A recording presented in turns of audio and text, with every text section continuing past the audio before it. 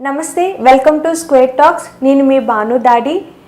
ఈరోజు మనతో స్టూడియోలో ప్రముఖ సైకాలజిస్ట్ మిస్టర్ హరిరాఘవ్ గారు ఉన్నారు. ఆయన నుంచి డార్క్ కామెడీ, ఇప్పుడు ప్రముఖంగా సోషల్ మీడియాలో ఎక్కువగా వినిపిస్తుంది, ట్రెండింగ్లో ఉండి డార్క్ కామెడీ.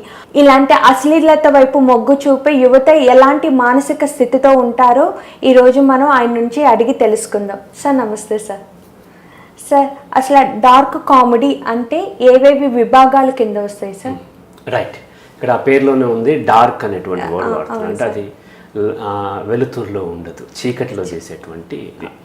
అయితే డార్క్ అంటే ఈ సోషల్ మీడియా ఫేమస్ కాకముందు ఇంటర్నెట్, ఇంతకుముందు మనకి గూగుల్ ఉండేది, అంతకుముందు యాహూ ఉండేది, ఆర్కోట్ ఉండేది. సో ఇంత బాగా అంటే స్మార్ట్ ఫోన్ రాకముందు ఓన్లీ కంప్యూటర్లోనే కంప్యూటర్ ల్యాప్టాప్లోనే మనం సోషల్ మీడియాని లేదంటే ఇంటర్నెట్ని వాడేవాళ్ళం. అయితే ఈ ఇంటర్నెట్ ద్వారా ఎవరైతే వ్యాపారాలు చేయదలుచుకున్నారో వాళ్ళు ఆ ఇంటర్నెట్ని వాడుకుంటూ ఉంటారు, లేదంటే వాళ్ళు ఏదైనా సర్వీస్ ఇంటర్నెట్ ద్వారా ప్రొవైడ్ చేస్తూ ఉంటారు. అయితే ఈ వ్యాపారం మనం చూసినట్లయితే మనకి పైకి కనిపించేది గూగుల్ కానీ యాహూ కానీ, అప్పట్లో ఉండేటువంటి యాహూ కానీ ఆర్కోడ్ కానీ, ఇప్పుడు మనకు కనిపిస్తున్నటువంటి ఫేస్బుక్లు, ట్విట్టర్లు, యూట్యూబ్లు, ఇవన్నీ కూడా వెలుతురులో ఉండేటువంటి నెట్. అంటే ఇది చట్టాల పరిధిలోనూ నైతికత పరిధిలోనూ వ్యాపారం జరుగుతూ ఉంటుంది. అయితే 80% బిజినెస్ మొత్తం కూడా, అంటే పోర్న్ కానీ, కొన్ని కంట్రీస్లో పోర్న్ లీగల్, అమెరికా లాంటి కంట్రీస్లో కొన్నిట్లో పోర్న్ షూట్ చేయటము, టెలికాస్ట్ చేయటం కూడా లీగల్ ఉంటుంది. కొన్నిట్లో లీగల్ కాదు, కొన్నిట్లో అంటే కొన్ని ఆర్గాన్స్ని చూపించకుండా పోర్న్ చేయవచ్చు, జపాన్ లాంటి కంట్రీస్లో. సో కాబట్టి ఈ ఏదైతే చట్ట పరిధి దాటి ఉన్నటువంటి వ్యాపారాలు ఏదైతే ఉన్నాయో అవన్నీ కూడా నడుస్తూ ఉంటే వాటిని ఏమంటారంటే డార్క్ వెబ్ లేదంటే డీప్ వెబ్ అని పిలుస్తూ ఉంటారు. 80% ఇంటర్నెట్ ద్వారా జనరేట్ అయ్యే ఇన్కమ్ మొత్తం కూడా ఈ డార్క్ వెబ్, డీప్ వెబ్లోనే నడుస్తూ ఉంటాయి. అవి మనకు తెలియదు, మనం రెగ్యులర్గా మనకు కావాల్సినవి చూస్తూ ఉంటాం. ఇప్పుడు సముద్రం చూసినట్లయితే సముద్రంని దాని లోతును బట్టి 3 లేయర్స్ కింద కేటగరైజ్ చేశారు. అందులో మొదటి లేయర్ ఉపరితలం నుంచి ఒక 400 to 500 మీటర్స్ లోతు వరకు ఉన్నదాన్ని daylight zone or sunlight zone అని పిలుస్తూ ఉంటారు. 90% సముద్ర జీవరాశులు, చేపలన్నీ ఇక్కడే ఉంటూ ఉంటాయి. మన చేపలు పట్టే బోట్స్ కానీ ఇవన్నీ ఇంతకంటే లోతుకు వెళ్ళాల్సిన అవసరం లేదు, సబ్మెరైన్స్ అయినా సరే. అది దాటి లోపలికి వెళ్తే కొన్ని చోట్ల 4 to 5 కిలోమీటర్స్ లోతు వరకు ఉన్నదాన్ని ట్వైలైట్ జోన్ అని పిలుస్తూ ఉంటారు. ఇక్కడ పూర్తి లైట్ రాదు, ఎప్పుడో మిడ్ సమ్మర్ కొంచెం లైట్ వస్తూ ఉంటుంది. ఇది దాటి ఇంకా లోపలికి వెళ్తే కొన్ని చోట్ల 10 to 15 కిలోమీటర్స్ లోతు ఉంటుంది, బంగాళాఖాతం లాంటివి. అక్కడ ఇక complete zero light, 365 days 24/7 zero light. So అక్కడ కేవలం 1-2 రకాల జాతుల వైల్డ్ ఫిషెస్ ఉండి పైకి వెళ్ళి పైన ఉన్న వైల్డ్ ఫిషెస్ని తినొచ్చి బ్రతుకుతూ ఉంటాయి. కేవలం వేల్ మాత్రము ఈ 3 జోన్స్లో తిరుగుతూ ఉంటాయి. ఈ దాన్ని మిడ్ నైట్ జోన్ అని పిలుస్తారు, దాన్ని డీప్ సీ అని కూడా పిలుస్తూ ఉంటారు. ఈ డీప్ సీలో ఉన్నటువంటి యానిమల్స్ మిగతా ప్రపంచం తెలియదు.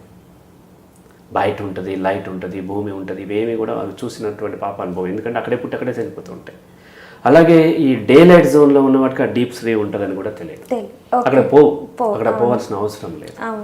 అలాగే మనం ఇంటర్నెట్ని కూడా మనం 3 జోన్స్ కింద కేటగరైజ్ చేస్తే రెగ్యులర్గా మనం వాడేటువంటి అఫీషియల్ వెబ్సైట్స్ ఇవన్నీ ఒకటి. అది దాటి కొంచెం వెళ్తే కొంచెం అడల్ట్ కంటెంట్ ఉండేటువంటిది మిడ్ నైట్, అదే ట్విలైట్ జోన్ అని తీసుకోవచ్చు. అది దాటి లోపలికి వెళ్తే ఇల్లీగల్ కంటెంట్, దాన్ని మనము డార్క్ వెబ్ లేదంటే డీప్ వెబ్ అని పిలుస్తున్నాము. ఈ 80% ఇంటర్నెట్లో జనరేట్ అయ్యేటువంటి రెవెన్యూ మొత్తం అక్కడే జనరేట్ అవుతుంది. అక్కడ ఏముంటాయి అంటే ఏదైతే సభ్య సమాజంలో ఎలో చేయరో, ఏదైతే చట్టం ఎలో చేయరో వాటిని దాటి ఉండే కార్యక్రమాలన్నీ అక్కడ నడుస్తుంటాయి. అక్కడ హ్యాకింగ్లు, అక్కడ వచ్చేసి దారుణమైనటువంటి వయలెన్స్, దారుణమైనటువంటి ఫోన్లో కూడా, ఇక ఫోన్ కూడా ఎలో చేసేటువంటి దేశాల్లో కూడా యాక్సెప్ట్ చేయలేనంత దారుణమైనటువంటి ఫోన్, ఇవన్నీ కూడా అక్కడ నడుస్తూ ఉంటాయి. ఒకసారి మనం ఆలోచిద్దాము, ఫోన్ అనేది ఫ్రీగా లభిస్తూ ఉంది ఇప్పుడు ఇండియాలో కూడా చూస్తూ ఉన్నారు. నేరం చూడటము, చూపించటము అండ్ షూట్ చేయటం ఇండియన్ చట్టాల ప్రకారం నేరం అయినప్పటికీ పర్సనల్గా రూమ్లో వాళ్ళు చూస్తూ ఉన్నారు. ఫోన్ చూసినట్లయితే చాలా హై క్వాలిటీ వీడియోస్ ఉంటాయి. మన సినిమాల్లో ఒక హీరోయిన్ యాక్ట్ చేయాలంటే చాలా కోట్ల రూపాయల్లో ఛార్జ్ చేస్తూ ఉంటుంది. ఆమె కాస్త ఎక్కువ ఎక్స్పోజ్ చేయాలంటే, పెద్ద స్టార్స్ ఉన్నప్పుడు ఎక్కువ స్కిన్ షో చేయాలి అని అంటే ఇంకెక్కువ ఛార్జ్ చేస్తుంది. అటువంటి న్యూడ్గా చేస్తున్నారు. మన హీరోయిన్ల కంటే చాలా అందంగా ఫిట్గా ఉండేటువంటి ఆడపిల్లలు చేస్తున్నారంటే వాళ్ళు ఏం ఫ్రీగా చేయరు కదా. వాళ్ళకి అంత ఇన్కమ్ వాళ్ళకి ఉండాలి. అంత ఇన్కమ్ వాళ్ళకి వస్తుంది. అంత క్వాలిటీ కెమెరాస్, అంత ఫిట్గా ఉండేటువంటివి ఆ మేల్ ఆర్ ఫీమేల్ చేస్తున్నప్పుడు వాళ్ళు దీంతో పోలిస్తే 10 times ఎక్కువ ఇన్కమ్ వస్తేనే అటువంటి దానికి ఎగిరే అవకాశాలు ఉన్నాయి. మనం పేర్లు వింటాం, సన్నీ లియోన్ ఇటువంటి వాళ్ళు వింటూ ఉంటాం. సో అంత ఇన్కమ్ మామూలు సినిమా కంటే అక్కడ ఎక్కువ వస్తేనే అక్కడ యాక్ట్ చేస్తారు తప్ప సినిమా కంటే తక్కువ వస్తుంది మేము సినిమాలో చేయం ఫోన్లో చేస్తామని ఎవరు వెళ్ళరు కదా. సో అంత ఇన్కమ్ జనరేట్ అవుతుంది. మనకి ఫ్రీగా వస్తున్న అంత ఇన్కమ్ జనరేట్ అవుతుంది అని అంటే అక్కడ అంత పెద్ద ఎత్తున వ్యాపారం నడుస్తూ ఉంది. ఆ విషయం మనం అర్థం చేసుకోవాలి. సో ఇక్కడ ఈ డార్క్ వెబ్లోను డీప్ వెబ్లోను అంత ఎక్కువ బిజినెస్ నడుస్తూ ఉంటుంది. అలాగే ఇప్పుడు సోషల్ మీడియా వచ్చిన తర్వాత సోషల్ మీడియాలో ఫేమస్ అవ్వడానికి రకరకాల మెథడ్స్ని ఫాలో అవుతుంటారు. ఇంతకుముందు ఎలా ఉండేది, మీడియా అంటే ఒక టైటిల్ ఏదైతే మనము అక్కడ చెప్పబోతున్నామో దాని గురించినటువంటి టైటిల్, వాళ్ళని ఆ ఫాల్స్ టైటిల్స్ లేకుండా ఉండేవి. ఇప్పుడు మన ఛానల్ కూడా మనం అదే ఫాలో అవుతున్నాం. వ్యాలిడ్ ఇన్ఫర్మేషన్ ఇచ్చి ఆ ఫేక్ థంబ్నెయిల్స్ పెట్టకూడదు అన్నట్టు మనం ఒక లైన్ తీసుకుని ఉన్నాం. ఆ విధంగా నడుస్తూ ఉండేది. అయితే ఆ విధంగా ఉన్నప్పుడు అట్రాక్ట్ అవటం తగ్గిపోతుంది. కాబట్టి తొందరగా డబ్బులు రావాలి అని అంటే ఫేక్ థంబ్నెయిల్స్ పెట్టడం అనేది మొదలైంది. ఫేక్ థంబ్నెయిల్స్ దాదాపు ఒక 15 years నుంచి పెడుతూ ఉన్నారు. యూట్యూబ్ అనేది బాగా ఆ వీడియో కంటెంట్ క్రియేట్ చేసి దాని ద్వారా ఇన్కమ్ వస్తుంది కాబట్టి ఫేక్ థంబ్నెయిల్స్ మొదలైంది. ఈ ఫేక్ థంబ్నెయిల్స్ ఎవరో లో లెవెల్ వాళ్ళే కాకుండా ఇవాళ రేపు మెయిన్ స్ట్రీమ్ మీడియా కూడా పెడుతుంది. మెయిన్ స్ట్రీమ్ మీడియా వాళ్ళు కూడా ఫేక్ థంబ్నెయిల్స్ పెట్టి వాళ్ళ యొక్క కంటెంట్ని తొందరగా అట్రాక్ట్ చేసుకుని తోస్తూ ఉన్నారు. ఇప్పుడు మెయిన్ స్ట్రీమ్ మీడియా ఏవైతే టీవీ ఛానల్స్ ఉన్నాయో వాళ్ళ యూట్యూబ్ ఛానల్స్లో కూడా చూసినట్లయితే చాలా దారుణమైనటువంటి అబద్ధాలని ప్రచారం చేస్తూ ఫేక్ థంబ్నెయిల్స్ పెడుతూ ఉంటారు. లోపలికి వెళ్ళి కంటెంట్ మళ్ళీ వేరే ఉంటుంది. సో ఇది మనం జయసింహ గారు ఆల్రెడీ చెప్పారు, మీడియా జర్నలిజం దాంట్లో ఆయన వివరించారు. ఆయన అది దాటి ఇంకా తొందరగా డబ్బులు ఇవాళ రేపు ఏమైందంటే ఈజీ మనీ కావాలి. వాళ్ళు ఎవరో యూట్యూబ్ ఛానల్ పెట్టుకుని ఫేమస్ అయిపోయారు, వీళ్ళు ఫేమస్ అయిపోయారు, వాళ్ళు టిక్టాక్లో వీడియోలు చేసి ఫేమస్ అయిపోయారు, డబ్బు వస్తుంది. ఇటువంటివన్నీ వాళ్ళు స్టార్ట్ చేస్తూ వాళ్ళని చూసి వీళ్ళు టెంప్ట్ అయ్యి తొందరగా సంపాదించాలన్న దాంట్లో ఏం చేస్తున్నారంటే కంటెంట్ కూడా ఒక నేలబారు కంటెంట్, కాస్త అడల్ట్ కంటెంట్ని అమ్మటం, అడల్ట్ కంటెంట్ని వాళ్ళు టెలికాస్ట్ చేయటం మొదలుపెట్టారు. ఈ అడల్ట్ దాటిన తర్వాత కొంత ఇంకా లోపలికి వెళ్ళేసరికి ఏమైందంటే ఇల్లీగల్, అంటే చట్టం యాక్సెప్ట్ చేయింది, నైతికత యాక్సెప్ట్ చేయనటువంటివి అటువంటి వాటిని కూడా వాళ్ళు ఏం చేస్తున్నారంటే ఒక లెవెల్ ఆఫ్ వ్యూవర్స్ కోసం వాళ్ళు అట్రాక్ట్ చేస్తూ అది అమ్ముతూ ఉన్నారు. అది ఏదైతే సమాజంలో యాక్సెప్ట్ కాదో నైతికంగా కానీ లేదంటే చట్టపరంగా యాక్సెప్ట్ కాదో అటువంటి కంటెంట్ అక్కడ ఉంటుంది. దాన్ని వీళ్ళు ఏం పేరు పెట్టుకున్నారంటే డార్క్ కామెడీ అని పేరు పెట్టుకున్నారు. డార్క్ కామెడీలో అంటే ఏంటంటే మామూలు కామెడీ ఉండదు, ఇతరులను అబ్యూజ్ చేస్తూ అంటే వాడకూడని పదాలు వాడుతూ వాళ్ళ వీడియోస్ తీసుకుని వాళ్ళని అబ్యూజ్ చేస్తూ వాళ్ళని హేళన చేస్తూ వాళ్ళ మీద వల్గర్ కామెంట్స్ చేసుకుంటూ దాన్ని ఎంజాయ్ చేసేటువంటి సెక్షన్ ఎవరైతే ఉంటారో చాలా మంది ఉంటారు. అవును, లోపల వాళ్ళకి అణిచివేయబడిన అన్ని కూడా అక్కడ వాళ్ళు తీర్చుకోవడం కోసం వాళ్ళు ఏం చేస్తుంటారు అటువంటి వాటికి. ఎందుకంటే స్మార్ట్ ఫోన్ వచ్చిన తర్వాత ఏమైందంటే పర్సనల్ అయిపోయింది. ఇంతకుముందు టీవీ అంటే మా చిన్నప్పుడు టీవీ అంటే ఎవరో ఒకరి ఇంట్లో ఉండేది, అందరం వెళ్ళి అక్కడ చూసేవాళ్ళం.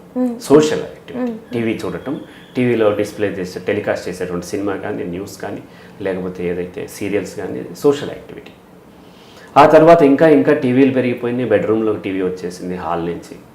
ఆ తర్వాత ఇంకా స్మార్ట్ ఫోన్స్ పెరిగిన తర్వాత పర్సనల్ అయిపోయింది. ఇండివిజువల్తో చూడటం వల్ల ఏమైందంటే ప్రైవసీ బాగా దొరకటం వల్ల అందరూ కూడా దాన్ని చూడటానికి అవకాశం దొరికింది. ఇప్పుడు చట్టం ఏం చేయలేదు అండ్ కుటుంబం కూడా ఏం చేయలేదు.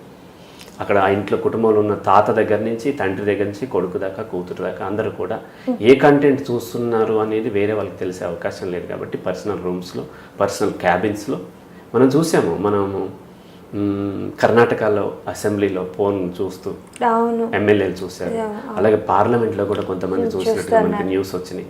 అలా అనేక చోట్ల మనము మెయిన్ స్ట్రీమ్ మీడియాలో టెలికాస్ట్ అయినాయి వీళ్ళు ఎవరైతే అడల్ట్ వీడియోస్ ఇవి చూస్తున్నారు. అలా పర్సనల్ అయిపోయేసరికి ఈ పోర్న్ ఏదైతే ఈ డార్క్ కామెడీ లేకపోతే ఈ డార్క్ వెబ్లో ఉండేటువంటి కంటెంట్ని కూడా ఎక్కువ వాళ్ళకి కూడా కన్జ్యూమర్స్ పెరగటం వలన కొంతమంది అటువంటి దానికి అట్రాక్ట్ అవుతూ ఉన్నారు. సార్ ఇప్పుడు ఒక వ్యక్తిని హేళనగా మాట్లాడడం, ఎగతాళి చేయడం, వాళ్ళ పదాల నుంచి డబల్ మీనింగ్స్, ఇప్పుడు వాళ్ళు అక్కడ స్టేజ్ మీద ఒక రకమైన పదాలు వాడతారు, వాళ్ళ ఉద్దేశం ఒకటి ఉంటుంది, బట్ మనం దాన్ని ఒక రాంగ్ వేలో కన్వే చేసి ఒక వీడియోస్ చేసి ప్రమోట్ చేస్తూ ఉంటాం. అది మాట్లాడి ప్రమోట్ చేసే ఒక మానసిక పరిస్థితి ఎలా ఉండేది, చూసే వ్యక్తుల యొక్క మానసిక పరిస్థితి ఎలా ఉండేది సార్? ఇక్కడ సమాజంలో ఎటువంటి ఇన్సిడెంట్ ఏది జరిగినా సరే, లేదంటే రేప్ జరుగుతూ ఉంటుంది, నిర్భయ కానీ దిశది కానీ, అప్పుడు సమాజం మొత్తం విపరీతంగా నీతులు చెప్పేస్తుంది. అవును, ఆ ఒక్కరిని లేదా ఇద్దరు ముగ్గురిని టార్గెట్ చేస్తూ విపరీతంగా వాడిని చంపేయాలి, నరికేయాలి, క్యాండిల్ పెట్టుకొని ఇటువంటి అన్ని సమాజం ఏంటంటే చేస్తుంది. ఆ ఒక్కరే నేరస్తులు అన్నట్టుగా, లేదా ఒక సెక్షన్నే నేరస్తులు అన్నట్టు, మిగతా మేమందరం మంచోళ్ళు అన్నట్టుగా వాళ్ళ మీద అటాక్ చేసేయటం చేస్తుంది. ఇప్పుడు నేర స్వభావం ఎప్పుడు కూడా ఏ ఒక్కరిది కాదు, సమాజం యొక్క స్వభావం. సమాజంలో కల్చర్లో మార్పు వచ్చిన దాంట్లో అందులో కొంతమంది ఎక్స్ట్రీమ్ లెవెల్కి వెళ్తారు. బాడీలో ఏదైనా ఇబ్బంది ఉన్నప్పుడు ఎక్కడో ఒక దగ్గర బయటపడుతుంది అంతే తప్ప బాడీ మొత్తం బాగుంది, ఆ సెల్స్ మాత్రమే దుర్మార్గమైన సెల్స్, వాటిని తీసేద్దామంటే తీసేస్తే పోతుందని కాదు. రైట్, ఇది బాడీ మొత్తం ఉన్నట్టే సమాజం మొత్తంలో ఈ కల్చర్ అనేది డెవలప్ అయింది.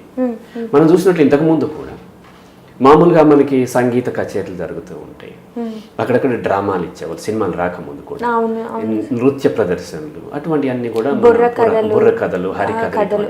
దాంతో పాటు కొంతకాలం అయిన తర్వాత రికార్డింగ్ డ్యాన్స్. రికార్డింగ్ డ్యాన్స్లో కూడా మొదట ఏం చేస్తారంటే కొన్ని మంచి మంచి చేస్తారు, దేశభక్తి గీతాలు అప్పట్లో మా చిన్నప్పుడు ఉండే, ఇప్పుడు తగ్గిపోయింది, ఇప్పుడు వేరే రూపంలో ఉంది.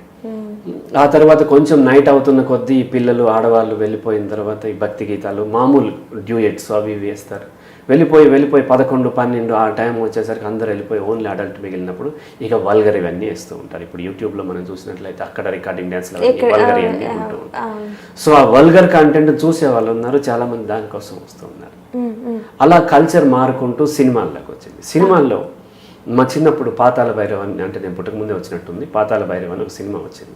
మా వాళ్ళు ఏం చెప్పేవాళ్ళు అంటే పాతాళ భైరవలో ఒక పాట ఉంది, ఎంత ఘాటు ప్రేమను అనేటువంటి పాతాళ భైరవ. ఆ పాటను బ్యాన్ చేయమని అప్పట్లో ర్యాలీలు తీశారంట, అంత బూతు పాటను ఎలా తీశారు అని. అప్పట్లో సమాజంలో దాన్ని నెగిటివ్గా చూసింది. ఇప్పుడు ఆ పాట మనకి ఒక సంకీర్తన లాగా అనిపిస్తుంది, క్లాసికల్ అది మనకి. అంతకంటే దారుణమైనటువంటి డబల్ మీనింగ్ పాటలు 80s 90s అయితే దారుణంగా డబల్ మీనింగ్, ఇప్పుడు చాలా బెటర్. ఇప్పుడు కూడా చాలా వరకు డైలాగ్స్లోను వాటిల్లోనూ వల్గారిటీ, ఆ హీరోయిన్ నేర్పించడమే హీరో లక్షణం. ఇటువంటి అన్ని కూడా కల్చర్లో మార్పు వచ్చేసింది. ఆ తర్వాత ఓటీటీలు వచ్చేసినాయి. ఓటీటీకి సెన్సార్ ఉండదు కాబట్టి అక్కడ కూడా కొంత పెరిగిపోతుంది. ఆ నేలబారు అండ్ థర్డ్ క్లాస్ వల్గారిటీ, వీటిని హింసను ప్రేరేపిస్తూ కల్చర్ మెల్లమెల్లగా మారుతుంది. వాళ్ళు చూపిస్తున్నారు కాబట్టి వీళ్ళు చూస్తున్నారు, వీళ్ళు చూస్తున్నాం కాబట్టి మేము చూస్తున్నామని ఇలా ఒకటొకటి చేస్తూ మొత్తంగా సమాజంలోనే యాక్సెప్టెన్స్ పెరిగింది. వల్గారిటీని, బ్యాడ్ వర్డ్స్ని అండ్ సెక్సువల్ కంటెంట్ని యాక్సెప్ట్ చేయడం అనేది పెరిగిపోయింది. సెక్స్ ఎడ్యుకేషన్ లేదు ఈ దేశంలో. సెక్స్ ఎడ్యుకేషన్ అంటే బూత్ కింద చూస్తారు, సెక్స్ ఎడ్యుకేషన్ బూత్ కాదు, కానీ బూత్ని మాత్రం చూస్తున్నారు. రైట్, బూత్ మాటలు మాట్లాడతారు, కానీ ఆ పిల్లలకి టీనేజ్ వచ్చిన వాళ్ళకి సెక్స్ ఎడ్యుకేషన్ ఇద్దాము అని అంటే వాళ్ళు పేరెంట్స్ పరిస్థితి లేరు. ఆ టీచర్స్ కూడా ఆ 9th 10th క్లాస్లో రీప్రొడక్షన్ సిస్టమ్ గురించి వస్తే వాళ్ళు సిగ్గుపడి అది స్కిప్ చేసేయటం, పిల్లలు కూడా సిగ్గుపడుతూ ముసిముసిగా నవ్వులు నవ్వుకోవటం, ఇటువంటి అన్ని జరుగుతుంది. ఇటువంటి కల్చర్లో మనం ఉన్నాం. కానీ ఆ టీచరు ఆ ఇంట్లో వాళ్ళ భార్యనో చెల్లినో బూతులు తిడుతూ ఉంటాడు, తమ్ముడిని బూతులు తిడుతూ ఉంటాడు. ఈ పిల్లలు ఆ బూతులు వింటూ ఉన్నారు, ఎఫర్ట్స్ వాడేస్తున్నారు, తల్లిని కూడా ఎఫర్ట్స్తో తిడుతున్నారు, ఆడపిల్లలు మగపిల్లలు చెల్లెల్ని తిడుతున్నారు. నార్మల్ అయిపోయింది ఇది. అలా మనకి ఈ వల్గారిటీని యాక్సెప్ట్ చేయటం అనేటటువంటి ఒక అది నార్మాలిటీ పెరిగింది. నార్మల్ అయిపోవటం వలన తీసే వాళ్ళకి కూడా ఏమైందంటే ఒక పెద్ద గ్రూప్ అది చూస్తున్నారు కాబట్టి తీయటానికి తొందరగా డబ్బులు వస్తాయి. వాళ్ళకేం వల్గారిటీనే చూపించి చెయ్యాలి అని వీళ్ళేం చేయరు. వీళ్ళకి ఏదో మానసిక సమస్య ఉంది. చాలామంది ఇప్పుడు అంటే వాళ్ళు మానసిక రోగులు, వాళ్ళకి ట్రీట్మెంట్ కావాలి, సైకియాట్రిస్ట్ కావాలి, సైకాలజిస్ట్ కావాలి, ఇట్లా చెప్తూ ఉంటారు. అలా కాదు, వాళ్ళకి ఎర్నింగ్ కావాలి, డబ్బులు కావాలి. ఆ డబ్బులు సంపాదించే క్రమంలో ఇది ఈజీ మనీ అయింది. వాళ్ళకి మంచి వేలో డబ్బు వస్తుంటే ఇది చేసేటువంటి అవకాశాలు ఎక్కువ ఉండవు. ఇది ఈజీ మనీ అయింది. సో ఈజీ మనీ అయినప్పుడు తొందరగా చేసేదానికి ఎట్లాగో నార్మల్ అయిపోయింది కదా అని ఆ వర్డ్స్ వాడుతూ అటువంటి చేస్తూ అనైతికమైనటువంటి కంటెంట్ని క్రియేట్ చేస్తూ ఇంటర్నెట్లో ఈ డార్క్ కామెడీ పేరుతోనూ ఇంకొక పేరుతోనూ వాళ్ళు సేల్ చేస్తూ ఉంటారు. ఓకే సార్, ఇప్పుడు రీసెంట్గా ఒక ఇష్యూ జరిగింది. ప్రణీత్ హనుమంత్ అని చెప్పి ఒక ప్రముఖ IAS కుమారుడు మాట. తను ఇక్కడ ఉండడు, ఫారిన్ కంట్రీలో ఉంటాడు. తను యూట్యూబ్ వీడియోస్ మాట ఒక 4-5 ఫ్రెండ్స్తో చిట్ చాట్ చేస్తూ మన టాలీవుడ్కి సంబంధించిన ప్రముఖులకి సంబంధించిన వీడియోల మీద జోక్స్ ఎగతాళి హేళన చేస్తూ వాళ్ళు ఒక గ్రూప్ డిస్కషన్ మాట అలా ఇలా మాట్లాడుకుంటూ ఉంటారు. మొత్తంగా అది ఎగతాళి హేళనకి సంబంధించిన టాపిక్కే నడుస్తూ ఉండేది. అలాంటి వ్యక్తి రీసెంట్గా తండ్రి కూతురు వయసు కూడా చాలా చిన్నది, 4-5 ఇయర్స్ మాట. తండ్రి కూతురు ఏదో సరదాగా ఆట ఆడుతూ ఆయన ఫస్ట్ బెదిరింపు కింద బెల్ట్ తీసినట్టు తీస్తారు, తర్వాత అది ఉయ్యాలలాగా ఊపుతారు. అది చాలా మంచి దృశ్యమే, దాంట్లో వల్గారిటీ అసలు లేదు. బట్ వాళ్ళు చూసిన విధానం కన్వే చేసింది చాలా దారుణంగా ఉంది మాట. అంతకుముందు అతను అలాంటి వీడియోస్ కొన్ని చేస్తున్నా ఎవరు రియాక్ట్ అవ్వండి, పర్టికులర్ ఈ వీడియోలో రియాక్ట్ అవ్వడానికి రీజన్ ఏంటి సార్? రైట్, అది ఈ మధ్య ట్రెండ్ అవుతుంది. సో సాయి ధరమ్ తేజ్ ఆయన సెలబ్రిటీ కాబట్టి ఆయన ట్యాగ్ చేసి పెట్టేసరికి అది న్యూస్ అయింది. అలా అనేకం ఉంటూ ఉన్నాయి, వాళ్ళు కూడా ఇంతకుముందు చేస్తూ ఉన్నారు. అయితే ఇక్కడ మనం అబ్జర్వ్ చేయాల్సింది ఏంటి అని అంటే, ఈ టిక్ టాక్ వచ్చిన తర్వాత, ఎప్పుడైతే టిక్ టాక్ వచ్చిందో, టిక్ టాక్ ఇప్పుడు ఇండియాలో బ్యాన్. టిక్ టాక్ వచ్చిన తర్వాత షార్ట్ వీడియోస్ అంటే 30 సెకండ్స్ నుంచి 3 మినిట్స్ లోపు ఉండేటువంటి వీడియోస్కి చాలా పాపులారిటీ పెరిగింది. ఆ తర్వాత దాన్ని చూసి షార్ట్ వీడియోస్ ఇన్స్టాగ్రామ్ రీల్స్ ఏవో మొదలుపెట్టారు. ఇన్స్టాగ్రామ్ కూడా ఏంటంటే యూత్ని అట్రాక్ట్ చేసుకుంది. ఇప్పుడు నాలాంటి వాళ్ళు ఇన్స్టాగ్రామ్లో ఎంత కంటెంట్ పెట్టినా దాదాపు నాకు ఒక 2000 పోస్టులు ఉంటాయి, కనీసం 1000 మంది కూడా నన్ను ఫాలోవర్స్ ఉండరు. అది అనవసరం. వాళ్ళకి కావాల్సింది ఏంటంటే షార్ట్లో ఎంటర్టైన్మెంట్ కావాలి. షార్ట్ ఎప్పుడు ఎంటర్టైన్మెంటే కుదురుతుంది, విషయం మొత్తం షార్ట్ వీడియోలో చెప్పడం సాధ్యపడదు. అలాగే వాళ్ళని చూసి ఫేస్బుక్లో మళ్ళీ వాళ్ళు ఫేస్బుక్ షార్ట్స్ రీల్స్ ఏదో పేరు మీద వాళ్ళు మొదలుపెట్టారు. ఫేస్బుక్ ఇన్స్టాగ్రామ్ ఒకరిది ఇప్పుడు. ఆ తర్వాత యూట్యూబ్లో వాళ్ళు కూడా ఇప్పుడు స్టార్ట్ చేసి వాళ్ళు షార్ట్స్ అని మొదలుపెట్టారు. సో ఇలా అన్ని సోషల్ మీడియాలో ఏం చేస్తున్నాయి అంటే షార్ట్స్కి ప్రాధాన్యత ఇస్తున్నాయి, ఎందుకంటే అది ఎక్కువగా రీచ్ అవుతుంది. బికాజ్ ఇండియాలో దాదాపుగా 30% పీపుల్ అన్ఎడ్యుకేటెడ్, అక్షరాస్యత లేదు. లేని వాళ్ళకి నేను రాసే పోస్టులు లాంటివి ఇంకొకరు రాసే ఇంటలెక్చువల్స్ రాసేటువంటి పోస్టులు చదివేటువంటి అవకాశం లేదు. వాళ్ళని కూడా కన్జ్యూమర్ చేసుకోవాలంటే వీడియోతోనే చేయగలరు. ఆ వీడియోలో కూడా పెద్ద వీడియో ఇంటలెక్చువల్ డిస్కషన్స్ ఉంటే వాళ్ళు చూడరు. మనం చూస్తే మనం ఒక్కొక్క వీడియో 2 గంటల పైన దాదాపు ఉంటుంది. ఈ వీడియోలు దాదాపు ఒక సినిమా అంతా. అయినా సరే ఇది చూసే వాళ్ళు ఎవరు, వాళ్ళకి ఆ కంటెంట్ అవసరమైన వాళ్ళు చూస్తారు. అలా కాకుండా ఎంటర్టైన్మెంట్గా వచ్చిన వాళ్ళు ఒక 10 మినిట్స్ కూడా చూడ 1 మినిట్లోనే ఆపేస్తూ ఉంటారు. సో మనం ఇంత పెద్ద వీడియోలు పెట్టినప్పుడు నిజంగా ఎంటర్టైన్మెంట్ కోసం వచ్చిన వాళ్ళు అయితే కనీసం 1 మినిట్ కూడా చూడరు, 30 సెకండ్స్లో దాన్ని స్కిప్ చేసేసి వేరే దానికి వెళ్ళిపోతూ ఉంటారు. ఈ ఎంటర్టైన్మెంట్ వచ్చే వాళ్ళు అంతంత ఎక్కువ టైం స్పెండ్ చేయలేరు కాబట్టి షార్ట్ వీడియోస్ వాళ్ళని అట్రాక్ట్ చేసుకుంటూ ఉంటాయి. కాబట్టి ఈ ఎవరైతే అన్ఎడ్యుకేటెడ్ ఇల్లిటరేట్స్ వాళ్ళని కూడా దీంట్లో కలిసిపోతూ ఉంటారు. కాబట్టి వీళ్ళని అట్రాక్ట్ చేయడం కోసం అన్ని సోషల్ మీడియాలో ఏం చేసిందంటే ఈ షార్ట్ డ్యూరేషన్ ఏదైతే 30 సెకండ్స్ నుంచి 1 మినిట్ 2 మినిట్స్ 3 మినిట్స్ ఉండేటువంటి వీడియోలు ప్రమోట్ చేయడం మొదలుపెట్టింది. దానిలో విపరీతమైనటువంటి గుర్తింపు రావటం వలన చాలామంది యువత వాటిని టార్గెట్ చేసుకుని రకరకాలుగా సోషల్ మీడియాలో ఎదగాలనేటువంటి ప్రయత్నం, దాన్ని ఒక వృత్తిగా కూడా కొంతమంది చేసుకుంటూ తప్పేం లేదు. కాకపోతే అక్కడ చాలా షార్ట్ టైంలో వచ్చేటువంటి అవకాశాలు. ఇంతకుముందు టిక్ టాక్ స్టార్స్ అని చాలామంది స్టార్స్ అయ్యారు. కొన్నేమో రియల్ కంటెంట్ పెట్టి రియల్ కంటెంట్గా కూడా కాకుండా డిఫరెంట్గా పెట్టడము, ఫన్నీగా పెట్టడము, లేకపోతేనేమో రెగ్యులర్ దానికి విరుద్ధంగా చేయటము, ఇట్లా కొంతమంది స్టార్స్ అంటే వాళ్ళకి గుర్తింపు రావటం అదంతా కూడా మొదలైంది. అలాగే మిగతా మీడియాలో ఉన్నటువంటి షార్ట్స్ కూడా వాడుకుంటున్నారు. దీంట్లో యువత ఏంటంటే గుర్తింపు కావాలని కోరుకుంటారు. టీనేజర్స్ పర్టికులర్ 13 to 20 ఇయర్స్ ఉన్నటువంటి ఏజ్ని మనం ఐడెంటిటీ వర్సెస్ రోల్ కన్ఫ్యూజన్ అంటారు. వాళ్ళకి ఏదో ఒక గుర్తింపు కావాలి, గుడ్ బాయ్గా కాకపోతే బ్యాడ్ బాయ్గానే కావాలి. ఒక గుడ్ బాయ్, ఒకడేమో సింగర్ ఉంటాడు, సింగర్ అని గుర్తింపు వచ్చింది. ఇంకొకడేమో స్పోర్ట్స్ మ్యాన్ అని గుర్తింపు వచ్చింది. ఇంకొక అమ్మాయికి మంచి క్లవర్ అని గుర్తింపు వచ్చింది. ఇంకో అబ్బాయికి మంచి గాయకుడో లేకపోతే ఇంకోటి గుర్తింపు వచ్చింది. ఇవేమీ లేనివాడు ఏం చేస్తాడు, బ్యాక్ బెంచ్లోకి వచ్చిన వాడు బ్యాడ్ బాయ్గా గుర్తింపు తెచ్చుకుంటాడు. ఇప్పుడు ఈ ప్లాట్ఫామ్ ఒకటి దొరికింది, షార్ట్స్ అనేటువంటిది. అది ఇన్స్టాగ్రామా ఇంకోటి మొదలుపెట్టింది. షార్ట్స్ అనేటువంటి ప్లాట్ఫామ్లో గుర్తింపు ఈజీగా వస్తుంది కాబట్టి అక్కడ రకరకాల వేషాలు వేస్తూ, రకరకాలుగా ట్రయల్స్ వేస్తూ, జిమిక్స్ చేస్తూ, జిమ్నాస్టిక్స్ చేస్తూ, ఆడుతూ పాడుతూ, స్కిన్ షో చేస్తూ, రకరకాలుగా తిడుతూ, రకరకాలుగా వాళ్ళు ఆ ఛానల్ని పాపులర్ చేసుకుంటూ వాళ్ళ సమాజంలో ఒక గుర్తింపు కోసం ఎక్కువ యువత ఎక్కువ 30s లోపు ఉన్న వాళ్ళు ఇది ఎక్కువ చేస్తూ ఉంటారు. ఈ యువత ఎక్కువ చేస్తుంటే కొంతమంది గుర్తింపు కూడా వస్తుంది, కొన్ని మిలియన్స్ ఆఫ్ ఫాలోవర్స్ వస్తున్నారు, వాళ్ళు సెలబ్రిటీ అవుతున్నారు, అండ్ వాళ్ళు రకరకాల ప్రొడక్ట్స్ ప్రమోట్ చేస్తూ ఉన్నారు, ఇన్కమ్ కూడా వస్తుంది.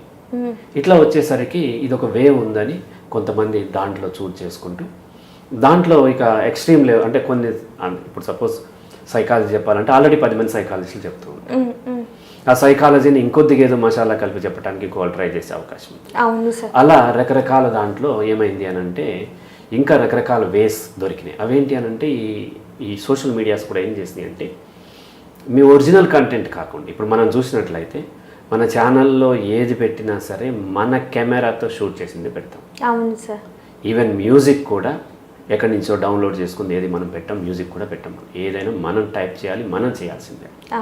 అలా కాకుండా అలా చేసే ఓపిక లేని వాళ్ళు ఎక్కడైతే డౌన్లోడ్ చేస్తే అది కాపీ రైట్ అవుతూ ఉంటుంది.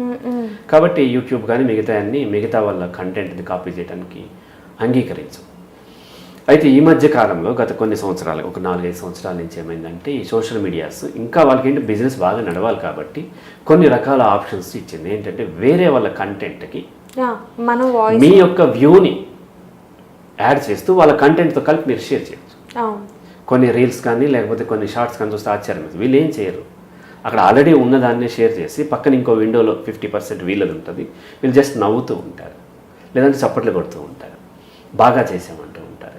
ఇట్లా వీళ్ళు కంటెంట్ క్రియేట్ చేయకుండానే వేరే వాళ్ళ కంటెంట్ ద్వారా కూడా వీళ్ళకి ఫేమస్ అయ్యి పాపులర్ అయ్యేటువంటి అవకాశాలు దొరుకుతుంది. ఆ క్రమంలో అలా చూస్తూ ఉన్న వాళ్ళు కూడా ఎక్కువయ్యేసరికి ఇంకొంతమంది ఏం చేస్తారంటే వాళ్ళని తిట్టడం మొదలు పెడతారు, వాళ్ళని కామెంట్ చేయటం, హేళన చేయటం, వల్గారిటీ చేయటం, వల్గర్గా తిట్టడం, ఇటువంటి అన్నీ మొదలుపెట్టి అలా పాపులర్ అయ్యే వాళ్ళు వచ్చేసరికి ఈ రకరకాల జోనర్లో వీళ్ళకి ఏమైందంటే కొంతమంది బూతులు తిడుతూ అండ్ అశ్లీలమైనటువంటి పదాలు వాడటం, రిలేషన్షిప్స్లో కూడా అంటే ఏమవుతుందంటే మనిషి యొక్క స్వభావం ఏంటంటే రెగ్యులర్గా ఉండేదానికంటే కూడా డిఫరెంట్ దానికి బాగా అట్రాక్ట్ అవుతారు. మనం చూసినట్లే ఫోన్లో కూడా అన్నా చెల్లెళ్ళ మధ్య సెక్స్, తల్లి కొడుకుల మధ్య, తండ్రి కూతురు, ఇక్కడ ఫోన్ కూడా కొంత లిమిటేషన్ ఉంది. ఎందుకంటే అక్కడ అమెరికా, యూరోపియన్ కంట్రీస్లో కూడా కొంత దానికి ఒక సర్టిఫికేట్ ఇస్తుంది కాబట్టి పేరు అలా పెడతారు. స్టెప్ ఫాదర్కి అండ్ స్టెప్ ఇటువంటి పెట్టి దాన్ని ఆ స్టెప్ అనే దాన్ని మినిమైజ్ చేసి brother sister, mother sun and ఇటువంటివి చేస్తూ ఉంటుంటారు. దానికి ఎక్కువ అట్రాక్ట్ అవుతారు. అలాగే ఇక్కడ కూడా వీళ్ళు ఏం చేస్తున్నారంటే దాన్ని తీసుకుని ఇక్కడ కూడా కొంతమంది ఏం చేస్తున్నారంటే కొన్ని పాటలు, మంచి పాటలతోనే చక్కగా తల్లి కూతురు ఇద్దరు కలిసి డ్యాన్స్ చేస్తున్నప్పుడు, అలాగే తల్లి కొడుకు డ్యాన్స్ చేస్తున్నప్పుడు, అన్న చెల్లెళ్ళు డ్యాన్స్ చేస్తూ కొన్ని పాటలు చేస్తూ ఉన్నారు. అయితే మనం ఇక్కడ అర్థం చేసుకోవాల్సింది అంటే మనం పెట్టడం వరకే, ఆ తర్వాత ఇది ఎక్కడికి పోతుందో ఎవరు ఎలా యూజ్ చేసుకుంటారో కూడా తెలియదు. సో వాళ్ళు ఒక గుడ్ ఇంటెన్షన్తో పెట్టి ఉండొచ్చు, కానీ దాన్ని ఎలాగైనా మలిచి వాళ్ళు చూపించగలరు. కాబట్టి అటువంటి వాటిని తీసుకుని వీళ్ళు వల్గర్ కామెంట్ చేస్తూ ఒక సెక్షన్ ఆఫ్ పీపుల్ని వీళ్ళు అట్రాక్ట్ చేసుకుంటూ పాపులర్ అయ్యే ప్రయత్నం చేస్తున్నారు. అల్టిమేట్లీ ఏంటంటే వీళ్ళు స్పెషల్ సైకాలజీ ఏం లేదు, సమాజంలోనూ సోషల్ మీడియాలోనూ వచ్చినటువంటి అవకాశాల్లో అప్పుడు ఎట్లాగైతే రికార్డింగ్ డ్యాన్స్లో 11 o'clock తర్వాత వేసిన వల్గర్ రికార్డింగ్ డ్యాన్సుల్లాగానే ఇక్కడ సోషల్ మీడియాలో దొరికిన అవకాశాలతో వాళ్ళ కంటెంట్ని తీసుకుని వీళ్ళు వల్గర్ కామెంట్స్ చేస్తుంటే దానికి పాపులారిటీ వస్తూ ఉంది కాబట్టి దాన్ని వాళ్ళు వాడుకుంటూ ఉన్నారు. ఓవరాల్గా ఏంటంటే సమాజంలో మార్పుతోని వీళ్ళు కూడా తోడయ్యారు తప్ప సమాజం వీళ్ళు మాత్రమే ఇది చేస్తున్నారు, వీళ్ళు మాత్రమే నేరస్తులు, సమాజం ఏం బాధ్యత లేదు, మన బాధ్యత లేదు, లేకపోతే సోషల్ మీడియా ప్లాట్ఫామ్స్ యూట్యూబ్ కానీ ఫేస్బుక్ ఇన్స్టాగ్రామ్ వీళ్ళ బాధ్యత లేదు అనుకుంటే పొరపాటు. ఇది అంత కలెక్టివ్ రెస్పాన్సిబిలిటీ తీసుకోవాల్సిన అవసరం ఉంది. ఓకే సార్, ఇప్పుడు డార్క్ని ఎక్కువగా చూసేవాళ్ళు కావచ్చు, దాన్ని తక్కువ చూసేవాళ్ళు కానీ ఒక మెన్ మామూలుగా ఉదాహరణకి తీసుకుందాం, ఒక నార్మల్ ప్లాట్ఫామ్ నైట్ 11 o'clockకి ఒక ట్రైన్ కోసం ఒక అమ్మాయి ఉందనుకున్నాం, అక్కడ 4 మగపిల్లలు ఉన్నారు అనుకున్నాం. వాళ్ళ మానసిక పరిస్థితి ఇప్పుడు వాళ్ళు అక్కడ సింహంలాగే ఫీల్ అయ్యి అమ్మాయిని జింకలాగే వేటాడాలి ఉంటారా, లేదా వాళ్ళ పనిలో వాళ్ళు ఉంటారా సార్? అయితే డార్క్ వెబ్ చూస్తున్న వాళ్ళందరూ కూడా నేరాలు చేస్తారని లేదు, లేదు. ఫోన్ చూస్తున్న వాళ్ళందరూ నేరాలు చేస్తారని కూడా లేదు, ఫోన్ చూస్తున్న వాళ్ళందరూ రేప్ చేస్తారని కూడా లేదు. ఫోన్ అనేది ఏంటి అని అంటే సహజంగా అంటే ఈ డార్క్ వెబ్ కానీ ఫోన్ మేల్ ఏం చేస్తారంటే మ్యాస్టర్బేట్ చేసుకున్నారు, వాడుకుంటారు, దాంతో సెక్షువల్లీ అరౌజ్ అవుతారు, మ్యాస్టర్బేట్ చేసుకుంటారు. అంతే తప్ప ఇది చూస్తున్న వాళ్ళందరూ మీద పడిపోయి వేరే వాళ్ళ మీద పడి చేసేస్తారని కూడా లేదు. అయితే ఎవరు చేయరా, దీని ప్రభావం అసలు ఉండదంటే ఖచ్చితంగా ఉంటుంది. ఎక్కువ ఎవరి మీద ఉంటుంది అంటే ఇక్కడ ఎప్పుడు కూడా మనం ఒక సమాజానికి టెక్నాలజీ బాగా దొరికి ఎడ్యుకేషన్ కల్చర్ దొరకనప్పుడు అప్పుడు వాళ్ళకి అవకాశం. ఇప్పుడు సపోజ్ సమాజంలో ఏమవుతుంది, ఒక మంచి పొజిషన్లోను అంటే చూస్తానికి యావరేజ్గా ఉండి లేకపోతే మంచిగా ఉండి ఆరోగ్యంగా ఉండి ఆర్థిక పరిస్థితి కూడా బాగుండి భాష అన్నీ నేర్చుకుని చదువు అన్నీ ఉన్న వాళ్ళకి తొందరగా లైఫ్ పార్ట్నర్ దొరుకుతారు లేదా సెక్షువల్ పార్ట్నర్ దొరుకుతారు. అలా కాకుండా ఆర్థికంగా వీక్ ఉన్న వాళ్ళు లేకపోతే చదువు లేని వాళ్ళు లేకపోతే ఇంకో రకంగా సమాజంలో గుర్తింపు లేని వాళ్ళకి తొందరగా పార్ట్నర్ దొరకడం కుదరదు, కష్టం అవుతుంది. అట్లా పార్ట్నర్ దొరకనప్పుడు వీళ్ళు వీటికి బాగా ప్రేరేపించబడినప్పుడు అప్పుడు వాళ్ళు ఒక బలహీనమైన క్షణంలో వేరే వాళ్ళ మీద అటాక్ చేసే అవకాశాలు ఉంటాయి. అంటే ఇప్పుడు డబ్బు లేని వాళ్ళందరూ అటాక్ చేస్తారని చెప్పట్లేదు, కానీ డబ్బు ఉన్న వాళ్ళైనా డబ్బు లేని వాళ్ళైనా ఐదర్ అంటే ఒక మనిషి దుర్మార్గంగా ఎప్పుడు మారుతాడంటే ఒకటి తను చేసేటువంటి ప్రయత్నం కంటే ఎక్కువ ప్లెజర్ వస్తున్నప్పుడు లేదా తన ప్రయత్నం అంటే దుర్మార్గం అంటే ఏంటి, వేరే వాళ్ళ మీద అనైతికమైన దాడి, సెక్షువల్ కావచ్చు లేదంటే మాటలతో కావచ్చు లేకపోతే రేప్ కావచ్చు హత్య కావచ్చు దొంగతనం కావచ్చు చూపులతో కూడా. ఇప్పుడు ఎప్పుడైతే తనకి అది ఆ యాక్ట్ కంటే ఆ యాక్ట్లో పార్టిసిపేట్ చేసేటప్పుడు వచ్చే పనిష్మెంట్ కంటే ఎక్కువ ప్లెజర్ వస్తున్నప్పుడు చేస్తారు. లేదా ఆ పనిష్మెంట్ని నేను హ్యాండిల్ చేయగలను. ఇప్పుడు ఫస్ట్ ఏంటి, ఫస్ట్ చెప్పినప్పుడు పనిష్మెంట్ కంటే ప్లెజర్ ఎక్కువ వస్తుంది వీకర్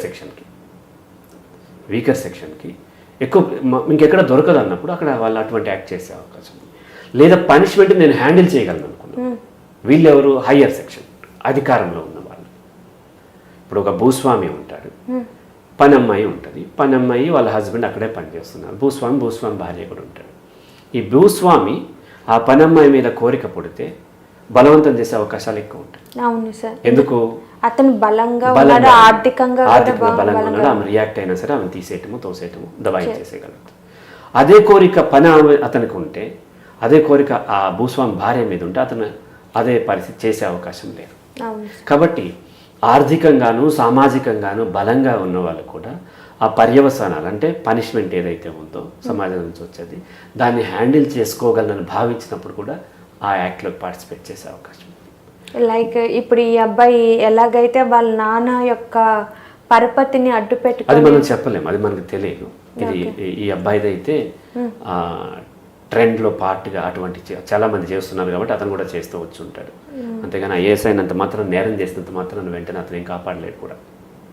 అంటే పొలిటీషియన్కి భూస్వాములకి లేకపోతే క్యాపిటలిస్టులకు ఉన్నంత బలం ఈ ఐఏఎస్లు లేకపోతే ఉద్యోగాలు చేసే వాళ్ళకి ఉండదు. ఎందుకంటే వాళ్ళ జాబ్ పోతుంది, వాళ్ళకి బ్యాడ్ నేమ్ వస్తుంది. కాబట్టి అలా కాకపోయి ఉండొచ్చు. అయితే మొదట ఏంటి, వీకర్ సెక్షన్ ప్లెజర్ ఎక్కువ వస్తున్నప్పుడు ప్రయత్నించే అవకాశం ఉంటుంది. లేదా చాలా టాప్ పొజిషన్లో బలవంతులు ఆ పనిష్మెంట్ని హ్యాండిల్ చేసుకోగలను అనుకున్నప్పుడు ప్రయత్నించే అవకాశం. మూడోది ఏంటి అని అంటే ఈ మద్యం కానీ డ్రగ్స్ కానీ ఇటువంటివి తీసుకున్నప్పుడు ఆ పర్యవసానాలని అంచనా వేయలేని స్థితిలో ఉన్నప్పుడు కూడా దుర్మార్గంగా ప్రవర్తించే అవకాశం ఉంటుంది. ఇప్పుడు మీరు చెప్పినట్టుగా ఒక అమ్మాయి ఏకాంతంలో ఎక్కడో రైల్వే స్టేషన్లో దొరికినప్పుడు వీకర్ సెక్షన్స్ వాళ్ళకి ఆ ప్లెజర్ దొరకనప్పుడు అటాక్ చేసే అవకాశాలు ఉంటాయి. లేదా తాగుబోతులు, అతను వీక్ కాదు కానీ మద్యం సేవించున్నప్పుడు తనలో ఉన్నటువంటి ఆ అణిచివేసినటువంటి కోరికలతోనే అమ్మాయిని అటాక్ చేసే అవకాశం ఉంటుంది. లేదా ఆ వచ్చే పర్యవసానాలను హ్యాండిల్ చేసుకోగలను అని ఏదైతే మీరు చెప్పినట్టుగా హైయర్ అఫీషియల్స్ లేకపోతే పొలిటీషియన్స్ లేకపోతే బాగా డబ్బున్న వాళ్ళ పిల్లల్లో లేదా డబ్బున్న వాళ్ళు కూడా అమ్మాయిని ఇబ్బంది పెట్టే అవకాశం ఉంది. సో వాళ్లకు ఇది కూడా చూస్తున్నప్పుడు కాస్త మరింత ఎక్కువ అవకాశం ఎక్కువ ఉంటుంది. ఇప్పుడు అలాంటి ఇన్సిడెంట్స్ జరిగినప్పుడు కూడా అక్కడ అమ్మాయిని తప్పుపట్టే ఎక్కువ కేటగిరీ ఉంటారు. ఆ టైంలో అసలు అమ్మాయికి అక్కడేం పని, ఒంటరిగా ఎందుకు వెళ్ళాలి, ఈ పిల్ల ఏం రెచ్చగొట్టుంటే వాళ్ళు రెచ్చిపోయారు, ఇప్పుడు 2 చేతులు కలిస్తేనే కదా ఇదేదో రెచ్చగొట్టింది, అలాగ కూడా మాట్లాడి దాడులు చేస్తూ ఉంటారు కదా సార్. మరి వాళ్ళు సార్ ఖచ్చితంగా మన సమాజం అనేది స్త్రీని దేవతలాగా చూస్తుందనే వంకతోని స్త్రీని అసలు మన సమాజంలో ఉన్నటువంటి నాట్ ఓన్లీ ఇండియా మొత్తం వరల్డ్ వైడ్గా ఉన్న మతాలన్నిటిలో ఫీమేల్ అనేవి మనిషి కాదు, మనిషికి ఉన్నటువంటి దొరికినటువంటి ఒక జంతువు. ఆవులు, బర్రెలు, కుక్కలు, బలహీనమైన ఒక జంతువు. సో అవైతే ఓన్లీ పాలిచ్చి పొలం దున్ని పెడుతూ ఉంటాయి లేదా మాంసాన్ని దొరుకుతాయి. ఇక్కడైతే ఈమె వంట చేసి పెడుతుంది, సెక్స్ ఇస్తుంది, పిల్లల్ని కంటది, అవసరమైతే పని కూడా చేసి పెడుతూ ఉంటుంది, సంపాదించి. అట్లాంటి ఒక జంతువు కిందే మన యాటిట్యూడ్ వరల్డ్ వైడ్గా ఫామ్ అయింది. ఈ రిజిడ్గా ఉండే మతాల్లో కొద్దిగా ఎక్కువ కూడా ఉంటుంది. ఏ మతమైనా ఉంది, ఈ మతం ఆ మతం అని లేదు. అయితే ఇక్కడ ఏంటి విక్టిమ్ బ్లేమింగ్ అనేది మనకి తెలియకుండా మన సమాజంలో బలంగా ఉంది. అంటే రేపిస్ట్ని ఒక హీరోలాగా, అవును, రేపు గురైనామని ఒక నెగిటివ్గా చూస్తుంటారు. అలా కాకపోయినా ఇప్పుడు ఒక అబ్బాయి ప్రేమని తిని యాక్సెప్ట్ చేయలేదు, ఒక 2 years తిరిగాడు, అందుకోసం ఇతను దాడి చేస్తాడు తన మీద. అది ఏ విధంగా అయినా అవ్వచ్చు. అక్కడ కూడా ఈ అమ్మాయిని అంటారు, తిను అసలు వాళ్ళకి స్టోరీ తెలీదు, కానీ ఈ అమ్మాయి వాడిని తిప్పించుకుంది, డబ్బులు వాడింది, అది మంచి క్యారెక్టర్ కాదు, అసలు ఎక్కడో పుట్టి పెరిగింది ఆ అమ్మాయి, మనం ఇంకెక్కడో ఉంటాం. కానీ ఇక్కడ మనం న్యూస్ చూసిన వెంటనే మనమే ఒక స్టోరీ అల్లేస్తాం, అమ్మాయి క్యారెక్టరే మంచిది కాదంట. ఇలా ఎలా డిజైన్ చేసేస్తారు సార్? ఇక్కడ సమస్య ఏంటంటే, ఇప్పుడు మనము ఒక వైన్ షాప్ ఉందనుకోండి, మనము వైన్ అమ్మేవాడిని, వైన్ అంటే వైన్ షాప్లో ఆల్కహాల్ అమ్మేవాడిని తప్పు పట్టట్లేదు, తాగేవాడిని తాగబోతని తిడుతున్నాం. అవును. అలాగే ఒక పాన్ షాప్లో సిగరెట్లు అమ్మేవాడిని నువ్వు ఎందుకు అమ్ముతున్నావు అని అనట్లేదు, అది కొనుక్కుని తాగేవాడిని తిడుతున్నాం. డ్రగ్స్ అయినా అంతే. కానీ ప్రాస్టిట్యూట్ని తిడుతున్నాం, ఇష్టం వచ్చిన ప్రాస్టిట్యూట్ని వాడుకునేవాడిని, అంటే సర్వీస్ ప్రొవైడ్ చేసే వాళ్ళని తిడుతున్నాం తప్ప ఆ సర్వీస్ని వాడుకునే వాళ్ళని మనం తిట్టట్లేదు. అవును సార్. ఈ సమాజం ఎటువంటిదంటే వేశ్యని హీనంగాను విటుడుని హీరోగా చూసే సమాజం. అతను ఒక వీరుడు. అవును. సో మనకి ప్రాస్టిట్యూషన్ అనగానే ఒక ఫీమేల్ గుర్తొస్తుంది. ఒక ఫీమేల్ ప్రాస్టిట్యూట్ ఉంటే కనీసం ఒక 100 మంది విటులు ఉంటారు, అంటే ప్రాస్టిట్యూషన్ చేసి దగ్గరికి వెళ్ళేవాళ్ళు. వాళ్ళు ఎవరు గుర్తు రావట్లేదు. మనం ఎన్నోసార్లు చాలామంది హీరోయిన్లు, కొంతమంది ప్రాస్టిట్యూషన్ అంటే చేస్తూ మనకి పట్టుబడిన వీడియోలు అవి ఇవి దొరికినాయి. ఇప్పటికి ఒక్కసారన్నా ఆ ప్రాస్టిట్యూట్స్ దగ్గరికి వెళ్ళినటువంటి మేల్ మనకు కనిపించలేదు. సో కాబట్టి ఫీమేల్ని బ్లేమ్ చేయటం అనేది మన కల్చర్లో నరాన మనకి తరతరాల నుంచి అలా ఏర్పడిపోయింది. మనం చూసినట్లయితే పెదరాయుడు అని ఒక సినిమాలో ఉంటారు, ఆ అమ్మాయిని రేప్ చేస్తారు, ఆ అమ్మాయి వచ్చి పెదరాయుడిని ఆశ్రయిస్తారు తీర్పు న్యాయం కోసం. ఎవరు చూసారంటే ఎవరు చెప్పలేకపోతారు. ఒక పిల్లోడు ఎవరు నేను చూశాను తాతయ్య అని చెప్తే అప్పుడు పెదరాయుడు రజనీకాంత్ లేసి తీయరా తాళి కట్టరా తాళి, అంటే రేప్ చేసినోడు ఆ అమ్మాయిని తాళి కట్టి పెళ్లి చేసుకుని రోజు రేప్ చేసుకోవడానికి పర్మిషన్ ఇవ్వటమే న్యాయం ఇక్కడ. అది చాలా పెద్ద హిట్ ఆ సినిమా. ఇటువంటి న్యాయం ఏంటి అనేది క్వశ్చన్ చేయలేదు. అంటే మన మనస్సులో మొద్దుబారిపోయింది, ఆ సున్నితత్వాన్ని కోల్పోయాం మనం. అవును కదా, ఒక అంటే రేప్ చేస్తున్నాడు కాకపోతే ఎవరు చేసుకుంటాడు సార్ అమ్మని అని అంటున్నాడు ఒక ఫీమేల్, చదువుకున్నావిడ. అలాగే వచ్చేసి మన సినిమాల్లో చూసినట్లయితే బయట కూడా తనను మోసం చేసిన ప్రియుడిని టీవీ ఛానల్లోకి వెళ్ళి నిలబెట్టి అతన్ని బాగా కడిగేసి అందరి సపోర్ట్తో పెళ్లి చేసుకుంటాడు. అవును. అతను ఒక మోసగాడిని పోరాడి పెళ్లి చేసుకుంటుంది, అంటే రోజు మోసం చేయమని. ఇలాంటి సున్నితమైన అంశాలని లాజికల్ ఆలోచించేటువంటి అవకాశాలు మన సమాజంలో చాలా తక్కువ. కాబట్టి ఇక్కడ ఏమవుతుందంటే విక్టిమ్ బ్లేమింగ్ ఎక్కువ ఉంటుంది. అయితే విక్టిమ్ ఎవరైతే ఉన్నారో వాళ్ళు శ్రద్ధ తీసుకోవద్దా అంటే వాళ్ళు కూడా తీసుకోవాల్సిన అవసరం ఉంది. ఇప్పుడు పోలీసులు దొంగలు ఉన్నారు జాగ్రత్త అని ఒక బోర్డు పెడితే మీ పని ఏంటి? దొంగలు ఉన్నారు జాగ్రత్త, మమ్మల్ని జాగ్రత్త ఉండమంటారేంటి? మీరు కదా దొంగల్ని పట్టుకోవాలి, కాదనట్లేదు.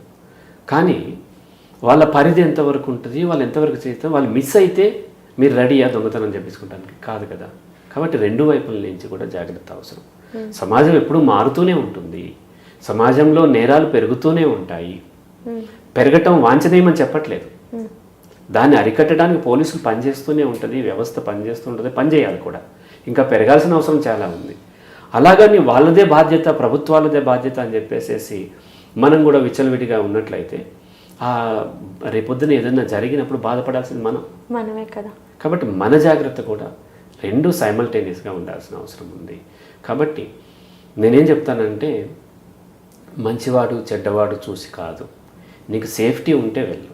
ఎందుకంటే రాముడు రావణాసురుడు వేరు పాత్రలు కాదు, ఒకే వ్యక్తిలో ఉన్న రెండు లక్షణాలు. రైట్? సినిమాల్లో అంటే హీరోలు విలన్లు ఉంటూ ఉంటారు. మీరు నిజ జీవితంలో ఎవరన్నా హీరోని చూసారా? నిజ జీవితంలో విలన్ చూసారా? లేదు. అవి రెండు ఒకే వ్యక్తిలో ఉండే రెండు లక్షణాలు. అవసరాన్ని బట్టి, అవకాశాన్ని బట్టి మారుతూ అవి బయటకు వస్తూ ఉంటాయి. ఒక అమ్మాయి, అతను చాలా మంచోడు సార్, మంచోడు అయినా సరే నువ్వు ప్రైవేట్స్లోకి వెళ్తే నీ మీద చేసే అవకాశం ఉంది.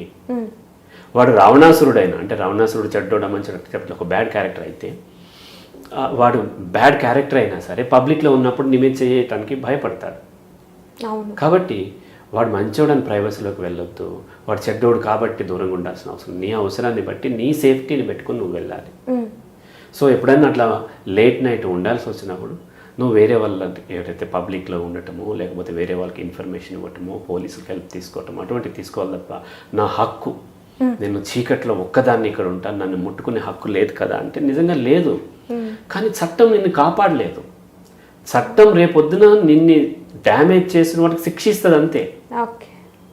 ఒక అమ్మాయి రోడ్డు మీద వెళ్తుంటే నలుగురు రేప్ చేశారు అనుకుందాము, రేపొద్దున చట్టం ఏం చేయగలుగుతుంది? రేపిస్టులకు శిక్ష ఇస్తుంది తప్ప నీ రేపుని ఎరైజ్ చేయలేదు కదా. మన గాయాన్ని ఎవరు చెరపలేరు కదా, నువ్వు విక్టిమ్ అయిపోతావు. వాళ్ళు రేపిస్టులు తప్పే, ఖచ్చితంగా వాళ్ళని అలా చేయకూడదు, వాళ్ళకి శిక్ష పడాలి. కానీ నీవు చట్టం మాత్రమే నాకు సేఫ్టీ ఇస్తుంది అనుకుంటా నీ తెలివితో కూడా నువ్వు కొంతవరకు సర్దుకోవాల్సిన అవసరం నీకుంది. నీ బాధ్యత అది. అంటే నువ్వు నీ బాధ్యత తప్పితే చట్టంది లేదా సమాజందే బాధ్యత. కానీ సమాజం బాధ్యత తీసుకున్నప్పుడు బాధితురాలు నువ్వు అవుతావు. కాబట్టి నువ్వు కాస్త జాగ్రత్త వహించాలి. ఎందుకంటే సమాజంలో ఇలా పెరుగుతూ ఉంటాయి. సమాజం అంటే కేవలం మంచి వాళ్ళ సమాజం కాదు. ఫస్ట్ మనం అర్థం చేసుకోవాల్సిన సమాజం అంటేనే చెడ్డది. అందరూ మంచి వాళ్ళు ఉంటే సమాజం అవసరం లేదు. ఆలోచించండి. మనం ఇప్పుడు సమాజం అనగానే ఒక పాజిటివ్ అనుకుంటాం. మనుషులకు ఇప్పుడు గాలిలో ఎగరొద్దని మనకు చట్టం లేదు. ఎందుకు లేదు? మనం ఎవరో ఎగరలేము.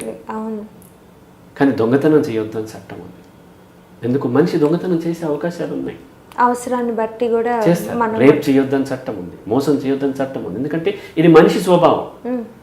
గాల్లో ఎగరటం అనేది మనిషి స్వభావం కాదు కాబట్టి ఆ చట్టం అవసరం లేదు. ఇప్పుడు ఆ డ్రోన్ లైన్ వచ్చిన తర్వాత మళ్ళీ దానికి లిమిటేషన్ చట్టం పెడుతూ ఉన్నారు. అంటే ఈ నేరస్తులు ఇది చేసే అవకాశాలు సహజంగా చేసేటువంటి స్వభావం సహజంగా మనిషికి ఉంది. ఆ విషయాన్ని మనం దృష్టిలో పెట్టుకుని మనం శ్రద్ధ తీసుకోవాలి. సార్, ఇప్పుడు మాటల సందర్భంలో రేపుకు గురైన అమ్మాయి, డైరెక్ట్గా చెప్పాలంటే మన సమాజంలో తను శీలం చెరిపిన అమ్మాయి ఒక నలుగురు చేతిలో బలై ప్రాణాలతో బతకడం ఒక పెద్ద ఎత్తు. అలాగే చైల్డ్ అబ్యూస్ కూడా అనుకోండి, అన్నీ తీసుకున్న పరిగణనలోకి. అమ్మాయి ఇంటి లోపల ఉన్నంతసేపు సొసైటీ మొత్తం సానుభూతి చూపించింది. ఎప్పుడైతే అమ్మాయి తన జీవితంలో జరిగిన చేదు అనుభవాలను మర్చిపోయి కొత్త జీవితాన్ని ఎప్పుడైతే స్టార్ట్ చేసిద్దో, బయటకు వచ్చి ధైర్యంగా బతకడం స్టార్ట్ చేసిద్దో, అప్పుడు చుట్టూ ఉన్న సొసైటీ ప్రతి నిమిషం ప్రతి సెకండ్ అమ్మాయిని చెడిపోయిన అమ్మాయి అనే దెప్పుతూ ఉంటుంది. ఇది ఎలాంటి వక్రీకరించబడిన గుణం సార్? అయితే మీ క్వశ్చన్ సామాజికమైంది. ఇది చాలా మంది ఆన్సర్ చేస్తూ ఉంటారు, సమాజంలో మనకు కనిపిస్తూ ఉంది. కానీ అంటే మీ క్వశ్చన్ ఆన్సర్ చేయాలి, కానీ దానికంటే ముఖ్యమైనది ఒకటి ఉంది. అదేంటంటే నేను ఈరోజు మార్నింగే ఒక వీడియో చూశాను. ఒక అడ్వకేట్ చెప్తూ ఉంది ఏంటి అని అంటే, మగవాళ్ళు పెళ్లి చేసుకుని మగవాళ్ళ మీద కేసులు పెడుతున్నారు. ఆ క్రమంలో ఆమె తీసుకోవాల్సినటువంటి జాగ్రత్తలన్నీ చెబుతూ జబ్బుల్ని కూడా ముందే కమ్యూనికేట్ చేసుకోవాలి. అమ్మాయికి ఫ్రిజిడిటీ ఉంటుంది, అది ముందు చెప్పకుండా చేస్తున్నారు అని చెప్తుంది. ఇది చాలా ఇంపార్టెంట్. ఆమె ఎలా చెప్పిందంటే అదొక జబ్బు, అటువంటి అమ్మాయిని తెచ్చి కట్టబెట్టారు అనేటువంటి. అంటే ఫెర్టిలిటీ లేని అమ్మాయి కాదు, ఫ్రిజిడిటీ. ఫ్రిజిడిటీ అంటే ఏంటంటే పెళ్ళి అయిన తర్వాత తన భర్త సెక్స్ కోసం అప్రోచ్ అవుతుంటే భయంతో ఆమె శరీరం బిగుసుకుపోతూ ఉంటుంది. ఆమె శరీరం రిలీజ్ అవ్వాల్సిన ఫ్లూయిడ్స్ రిలీజ్ కావు, శరీరం యాక్సెప్ట్ చేయదు. అతను బలవంతం చేసే కొద్దీ ఆమెకు చాలా పెయిన్ అవుతుంది, అతనికి కూడా పెయిన్ అవుతూ ఉంటుంది, సెక్స్ని ఎంజాయ్ చేయడం కష్టం అవుతుంది. ఇది ఆ అమ్మాయిలో ఉండి అటువంటి వాళ్ళని తెచ్చి కట్టబెడుతున్నారు, తర్వాత ఏమో కేసులు పెడుతున్నారు అని చెప్తుంది. ఇది ఎందుకు జరుగుద్ది అంటే మీ క్వశ్చన్లో చైల్డ్ అబ్యూజ్ అనే వర్డ్ వాడారు కదా. చైల్డ్ అబ్యూజ్ జరిగిన వాళ్ళకి బయటకు తెలియదు ఎక్కువ. చిన్నపిల్లల్ని ఇప్పుడు అబ్యూజ్ చేస్తూ ఉంటారు. బయట వాళ్ళే కాదు, ఇంట్లో వాళ్ళే చేస్తారు. అన్నలు, కజిన్స్, మేనమామలు, బాబాయిలు, మేనమామలు, తాతలు, సమ్టైమ్స్ ఫాదర్స్. చాలా కేసులు ఫాదర్స్ కిడ్స్ మీద సెక్షువల్ అటాక్ చేసినటువంటి దాన్ని కూడా నేను చూశాను. వాళ్ళు కూడా ఈ చైల్డ్ అబ్యూజ్కి గురైన వాళ్ళు, అంటే వాళ్ళకేంటి శరీరం ఎదగలేదు. ఇప్పుడు మనము ఈ హనుమంత ఫన్ మంతో ఏదో ఉంది కదా, ఈ కేసుల్లో కొన్ని నేను చూస్తూ ఉన్నాను. అంటే కొంతమంది వీడియోస్లో ఏం చెప్తున్నారంటే వావి వరుసలు లేవు, వావి వరుసలు లేకుండా చేస్తారని ఒకటి. వీళ్ళు పశువుల్లాగా బిహేవ్ చేస్తున్నారు. ఎప్పుడైనా పశువులు అలా బిహేవ్ చేసినాయా? ఇప్పుడు డాగ్ ఉందంటే వావి వరుసలు కాదు నేను అనేది, పశువులు చిన్న పిల్లల మీద అటాక్ చేయటం చూసారా? లేదు. ఒక ఎద్దు దూడను రేప్ చేయటం చూసారా? లేదు. లేదు కదా. వావి వరుసలు లేవు అంటున్నారు. అంటే వావి వరుసలు ఉంటే ఓకేనా? తండ్రి కూతుర్ల మధ్య ఎట్లా అంటే ఇప్పుడు సపోజ్ నేను నాకు మరదలయ్యా అమ్మాయితో అట్లా చేశాను అనుకోండి, అప్పుడు చేయొచ్చా? సో పెద్ద పిల్ల అయినా సరే వరుసలు ఉంటే ఓకేనా? ఇక మనం ఎంతసేపు వావి వరుసలే చూస్తున్నాం. అది అసలు ఎవరి పట్ల చేయకూడదు కదా. అవును కదా, నిజమే కదా. మరదల్ని చేయకూడదు, మేనగోడని చేయకూడదు, ఈవెన్ వైఫ్ పట్ల కూడా అట్లా బిహేవ్ చేయకూడదు కదా. అవును. ఇప్పుడు నేను నా వైఫ్ వీడియో అట్లా చేసేసి వాళ్ళు ఎట్లా కూడా మాట్లాడేయచ్చా? మాట్లాడకూడదు కదా. అది నేరాన్ని చూడట్లేదు. మనం ఎంతసేపు కల్చరల్లీ వచ్చినటువంటి వావి వరుసలు, మన కల్చరు, సమాజం ఇవి చెప్తూ ఉన్నారు. అది నేర ప్రవృత్తి, దానిని పాయింట్ చేయాలి. ఇక్కడ వావి వరుసలు ఉండి చేసినా సరే ఆ పిల్లల మీద ప్రభావం ఉంటుంది. అక్కడ ఏం చేస్తారు మన సమాజంలో, వరుసైన అమ్మాయిని ఏమైనా అనొచ్చు, మరదల్ని ఇష్టం వచ్చినట్టు అంటూ ఉంటారు, తాతలు పిల్లల్ని అంటూ ఉంటారు, నన్ను పెళ్లి చేసుకో అంటూ ఉంటారు,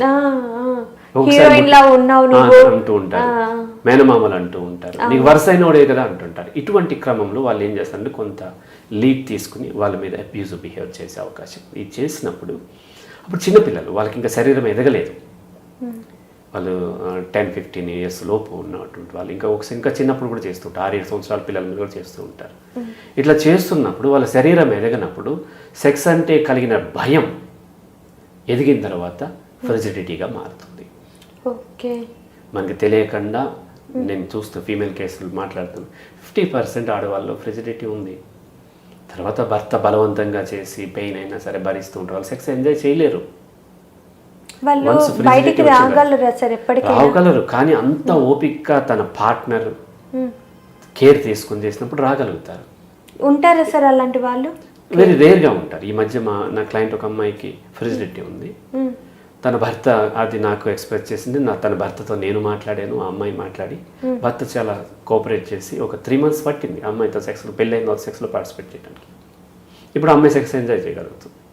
అసలు ఓపెన్గా చెప్పలేదు కదా, ఆ అమ్మాయి తనకున్నటువంటి అవలక్షణం అనుకుంటుంది, అది జబ్బు అని అంటున్నారు. సో జీవితకాలం వాళ్ళు సెక్స్ని ఎంజాయ్ చేయలేదు. మామూలుగానే సెక్స్ అంటే మేల్ ఫీమేల్ మీద పడి కోరికలు తెచ్చుకుని వెళ్ళిపోవటం. ఫీమేల్కి కూడా కోరిక ఉంటుంది, ఆమె శరీరం రెస్పాండ్ అవ్వాలి, ఆమెకు ఆ మూడు రావాలనేది ఏం లేదు. భర్త తాగొస్తాడు, మీద పడతాడు, ఆ వాసనని భరిస్తూ ఆమె అతను ప్రొవైడ్ చేయడమే సెక్స్ అనుకుంటుంది. సో ఇలా ఫ్రిజిడిటీ లాంటివి ఏర్పడిన తర్వాత జీవితకాలం సెక్స్ అంటేనే వాళ్ళకి భయం. ఏదో ఒక విధంగా కళ్ళు మూసుకుని అతనికి కొంచెంసేపు పడుకుని వెళ్ళిపోవటం, అతను ప్రొవైడ్ చేసి వెళ్ళిపోవటం, ఇటువంటివి. సో ఈ చైల్డ్హుడ్ అబ్యూజ్ అనేది చాలా భయంకరమైంది. సమాజం పాయింట్, ఇప్పుడు రేప్ విక్టిమ్ని సమాజం పాయింట్ చేస్తుంది, అది తప్పు. సామాజికవేత్తలు అలాగే మహిళా ఫెమినిస్టులు వీళ్ళందరూ ఫైట్ చేస్తున్నారు, వీళ్ళందరూ కాస్త అవేర్నెస్ క్రియేట్ చేస్తున్నారు, స్వచ్ఛంద సంఘాలు ఉన్నాయి, అవన్నీ చేస్తున్నారు, అవన్నీ ఓకే, అది కూడా జరగాల్సిన అవసరం ఉంది. కానీ చైల్డ్హుడ్ సెక్షువల్ అబ్యూస్ వాళ్ళు చెప్పలేరు. అవును కదా. మేనమామ చేస్తే ఆ అమ్మాయి వచ్చి తల్లికి చెప్పలేకపోతుంది.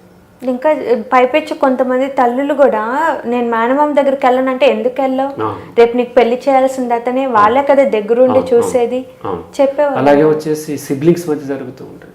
అంటే వెరీ చైల్డ్హుడ్ ఏజ్లో సిబ్లింగ్స్ మధ్య జరిగేటువంటి సెక్షువల్ ట్రై ఏదైతుందో అది కాదు. అది కాకుండా ఏజ్ గ్యాప్ ఉండి ఒక 16 years బాయ్ 8 years అమ్మాయిని, లేకపోతే 18 years అన్న, లేకపోతే కజిన్ ఈ అమ్మాయి చేయటం, దీనివల్ల దారుణమైనటువంటి యాంగ్జైటీ డిజార్డర్స్ వస్తాయి. ఆ యాంగ్జైటీ డిజార్డర్స్ వచ్చినప్పుడు దాన్ని ఇక జీవితకాలం మందులతోనో ఇంకో దాంతోనో ఆమె నిద్రపుచ్చడము, జీవితం మొత్తం నాశనం అవుతూ ఉంటుంది.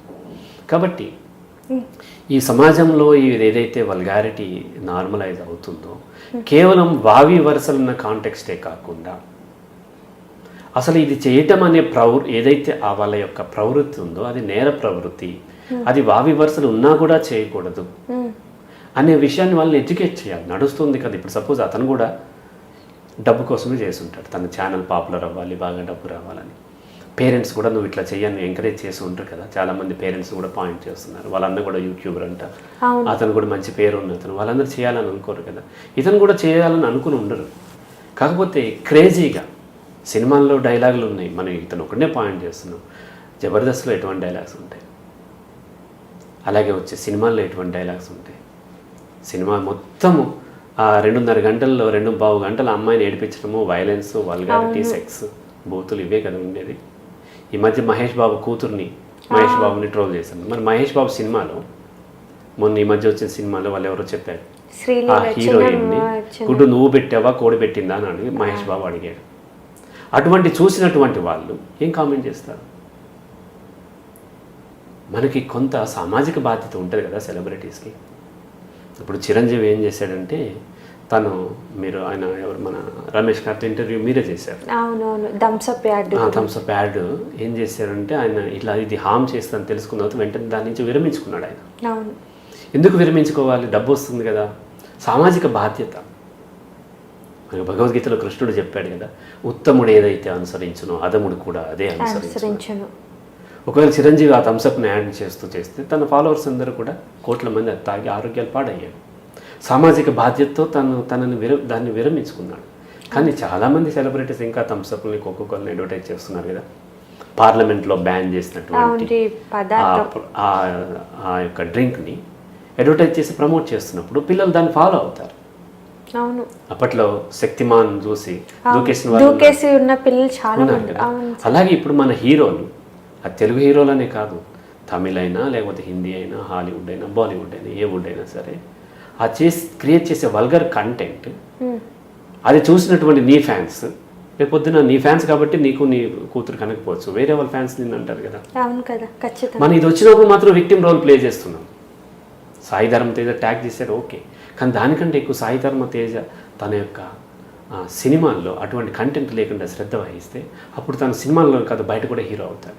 అవును, అలాగే వచ్చేసి మహేష్ బాబు కానీ, పవన్ కళ్యాణ్ కానీ, వీళ్ళందరూ వాళ్ళ సినిమాలు అంటే ఇప్పుడు కొంతమంది ఏంటంటే అగ్ర హీరోలు, చిన్న చిన్న హీరోలు అనుకోండి, అంత అవకాశం ఉండదు. మహేష్ బాబు, పవన్ కళ్యాణ్ ఇటువంటి హీరోలు ఎవరైతే ఉన్నారో వాళ్ళ మాట చెల్లుతుంది. బాలకృష్ణ, వీళ్ళ మాట చెల్లుతుంది. కాబట్టి ఇటువంటి కంటెంట్ ఉంటే నేను యాక్ట్ చేయను, దాన్ని మినిమైజ్ చేయండి, వల్గారిటీని తగ్గించండి, కుర్చీని మడతపెట్టి అని చెప్పి ఆ పాట ఏంటి, ఆ మీనింగ్ ఏంటి, ఆ స్టెప్స్ ఏంటి, ఆ వల్గారిటీ ఏంటి, అది చూస్తున్న వాళ్ళు ఏం నేర్చుకుంటారు? సినిమాలో లాస్ట్ 10 minutes చెప్పే నీతి ఎవరు నేర్చుకోరు. ఈ 2.25 గంటలు చూపించేటువంటి వల్గారిటీనే నేర్చుకుంటారు పిల్లలు. ఇప్పుడు పిల్లల్లో చూసే వ్యూవర్స్లో మార్పు రావాలా, లేదా తీసేవాళ్ళు రావాలా అంటే తీసేవాళ్ళు అధికారం ఉన్నవాళ్ళు. ఇప్పుడు లో లెవెల్లో చేసేవాళ్ళు, నేలబారు సినిమాలు తీసేవాళ్ళని పక్కన పెడతారు, ఎందుకంటే వాళ్ళ డబ్బు కోసం గుర్తుపడుతున్నారు. ఇప్పుడు ఇన్ని 100 కోట్ల రెమ్యునరేషన్ తీసుకునేటువంటి హీరోలు, అన్ని 100 కోట్ల రెమ్యునరేషన్ తీసుకునేటువంటి డైరెక్టర్లు ఇంకా చీప్ కంటెంట్ మీద ఆధారపడుతూ ఉన్నారు. కుర్చీని మడత పెడితే అని ఒక బూత్ మాట మాట్లాడి, ఒక అతను ఎవరో పాపం అతను రోడ్డు మీద ఉన్న అతను చేసిన దాన్ని వైరల్ చేస్తే దాన్ని సినిమాకి వాడుకున్నామే. మనం బయటకు వచ్చి నీతులు చెప్తున్నాము, సమాజం గురించి, సమాజంలో ఉండేటువంటి సభ్యత గురించి, దాని గురించి లెక్చర్లు ఇస్తున్నాం స్టేజ్ మీద. మనం ఆ డైలాగ్ రాసింది ఎవరు, తీసింది ఎవరు, యాక్ట్ చేసింది ఎవరు? కనీసం 100 మంది కలిస్తేనే కదా చేసేది. అందులో ఒక్కరికి కూడా అనిపించలేదా మనకు సామాజిక బాధ్యత ఉంది, ఇటువంటి మనం బయట ప్రమోట్ చేస్తే రేపొద్దున మన పిల్లల్ని అనే అవకాశం ఉంటుంది. మన పిల్లలను మనల్ని అనేసరికి విక్టిమ్ కాదు, ఖచ్చితంగా అనకూడదు, వాళ్ళకి కూడా సపోర్ట్ ఉండాలి. మహేష్ బాబు కూతురు మీద అట్లా మాట్లాడటం ఖచ్చితంగా తప్పే. దానికి తోడు మనం ఆ సెలబ్రిటీస్ కాస్త సామాజిక బాధ్యత తీసుకోవాలి. 80s, 90s ఇంకా దారుణంగా పెద్ద పెద్ద హీరోలు కూడా వల్గారిటీ ఉండేది. మన ఎన్టీ రామారావు దగ్గర నుంచి మొదలుపెట్టి, చిరంజీవి దగ్గర నుంచి మొదలుపెట్టి, బాలకృష్ణ, నాగార్జున పేర్లు చెప్పుకోకపోయినా వీళ్ళందరి సినిమాల్లో డబల్ మీనింగ్లు, వల్గారిటీ, ఆడపిల్లల్ని హిప్స్ మీద కొట్టడము, దాంతోపాటు ఇప్పటిదాకా. సో ఇట్లాంటి ఇన్సిడెంట్ జరగగానే మనం వచ్చేసి బయటకు వచ్చేసి ర్యాలీలు చేయటము, క్యాండిల్ పట్టుకుని ర్యాలీలు చేయటము, లేకపోతే సోషల్ మీడియాలో దాన్ని ఖండిస్తూ వీడియోలు చేయటమే కాదు, అది ఎవరైనా చేస్తూ ఉంటారు. అలా కాకుండా మీరు క్రియేట్ చేసే కంటెంట్లో అటువంటిది లేకుండా చూడాలి. ఈ వీడియోలు చేసిన వీడియో చూస్తారు, మళ్ళీ అక్కడికి వెళ్ళి చూపులతో గుచ్చి చంపకే అనేటువంటి పాట చూసుకుంటే ఎంజాయ్ చేసే వాళ్ళు ఉంటారు. ఆ హీరోయిన్ను వేధించడం తప్ప మెజారిటీ సినిమాల్లో హీరోయిజం అంటే ఏముంది? హీరోయిన్ని వేధిస్తే ఒక బలహీన క్షణంలోనూ ఎప్పుడు సడన్లీ అతనిలో 90% ఉన్నటువంటి చెడును వదిలేసేసి 1% ఆ దేవసేన మీద చెయ్యేసిన వాడి చెయ్యి కాదు తల నరకాలి, ఆడపిల్ల మీద చెయ్యేసిన వాళ్ళ చెయ్యి కాదు తల నరకాలి అన్నాడు. అదే సినిమాలో అమ్మాయి తమన్నా బట్టలు మొత్తం కూడా తీసేశాడు. అదే హీరో కదా. వేరే వాడి తల నరకాల్సి వచ్చినప్పుడు ఈ అమ్మాయి నువ్వు బట్టలు ఆమె అంగీకారం లేకుండా గుంజినప్పుడు మరి నిన్నేం నరకాలి? అవును కదా. ఈ ద్వంద్వత్వం ఈ సినిమాల్లోనూ హీరోలు, డైరెక్టర్లు, ఈ మీడియాలో చెప్పేటువంటి పైకి చెప్పే నీతులు, ఈ ద్వంద్వత్వంలో ఆ చెడు మాత్రమే కమ్యూనికేట్ అవుతుంది. సో నీతి కథలు చెప్తూ ఉంటారు. నీతి కథల్లో లాస్ట్ చెప్పే నీతి కంటే కూడా ఆ నీతి కథ చెప్పేటప్పుడు మనం చెడుని ఇంట్రడ్యూస్ చేస్తాం కదా చిన్నపిల్లలకి, అది బలంగా కమ్యూనికేట్ అవుతుంది. ఏం చెప్తున్నామో కాదు, ఏం చేస్తున్నామో అది చూసి నేర్చుకుంటారు. అలా కాకుండా మనము చూపించేదంతా వల్గారిటీను, ఈ డబుల్ మీనింగ్ డైలాగ్స్ని, ఈ హేళన చేయటం ఇది చూపించి దాన్నే హీరోయిజం అని ప్రమోట్ చేసిన తర్వాత ఇటువంటి జరిగినప్పుడు హీరోలు వచ్చేసేసి ఇట్లా చేయొద్దు అనేసరికి ఇండైరెక్ట్లీ మనందరం, మీరు నేనుతో సహా మనందరం బాధ్యులమే పెట్టాలి. సో అందరం బాధ్యులమే, సమాజం మొత్తం దీనికి బాధ్యులు. దీని మూలము సమాజంలో ఉంది తప్ప ఒక ఇండివిజువల్ కాదు. నేను చెప్తూ ఉంటాను, ఇంటెలెక్చువల్ ఎవరన్నా వచ్చారంటే అది అతను ఒక్కని కృషే కాదు, అతని కృషి కూడా ఉండొచ్చు, సమాజం వలన వచ్చాడు.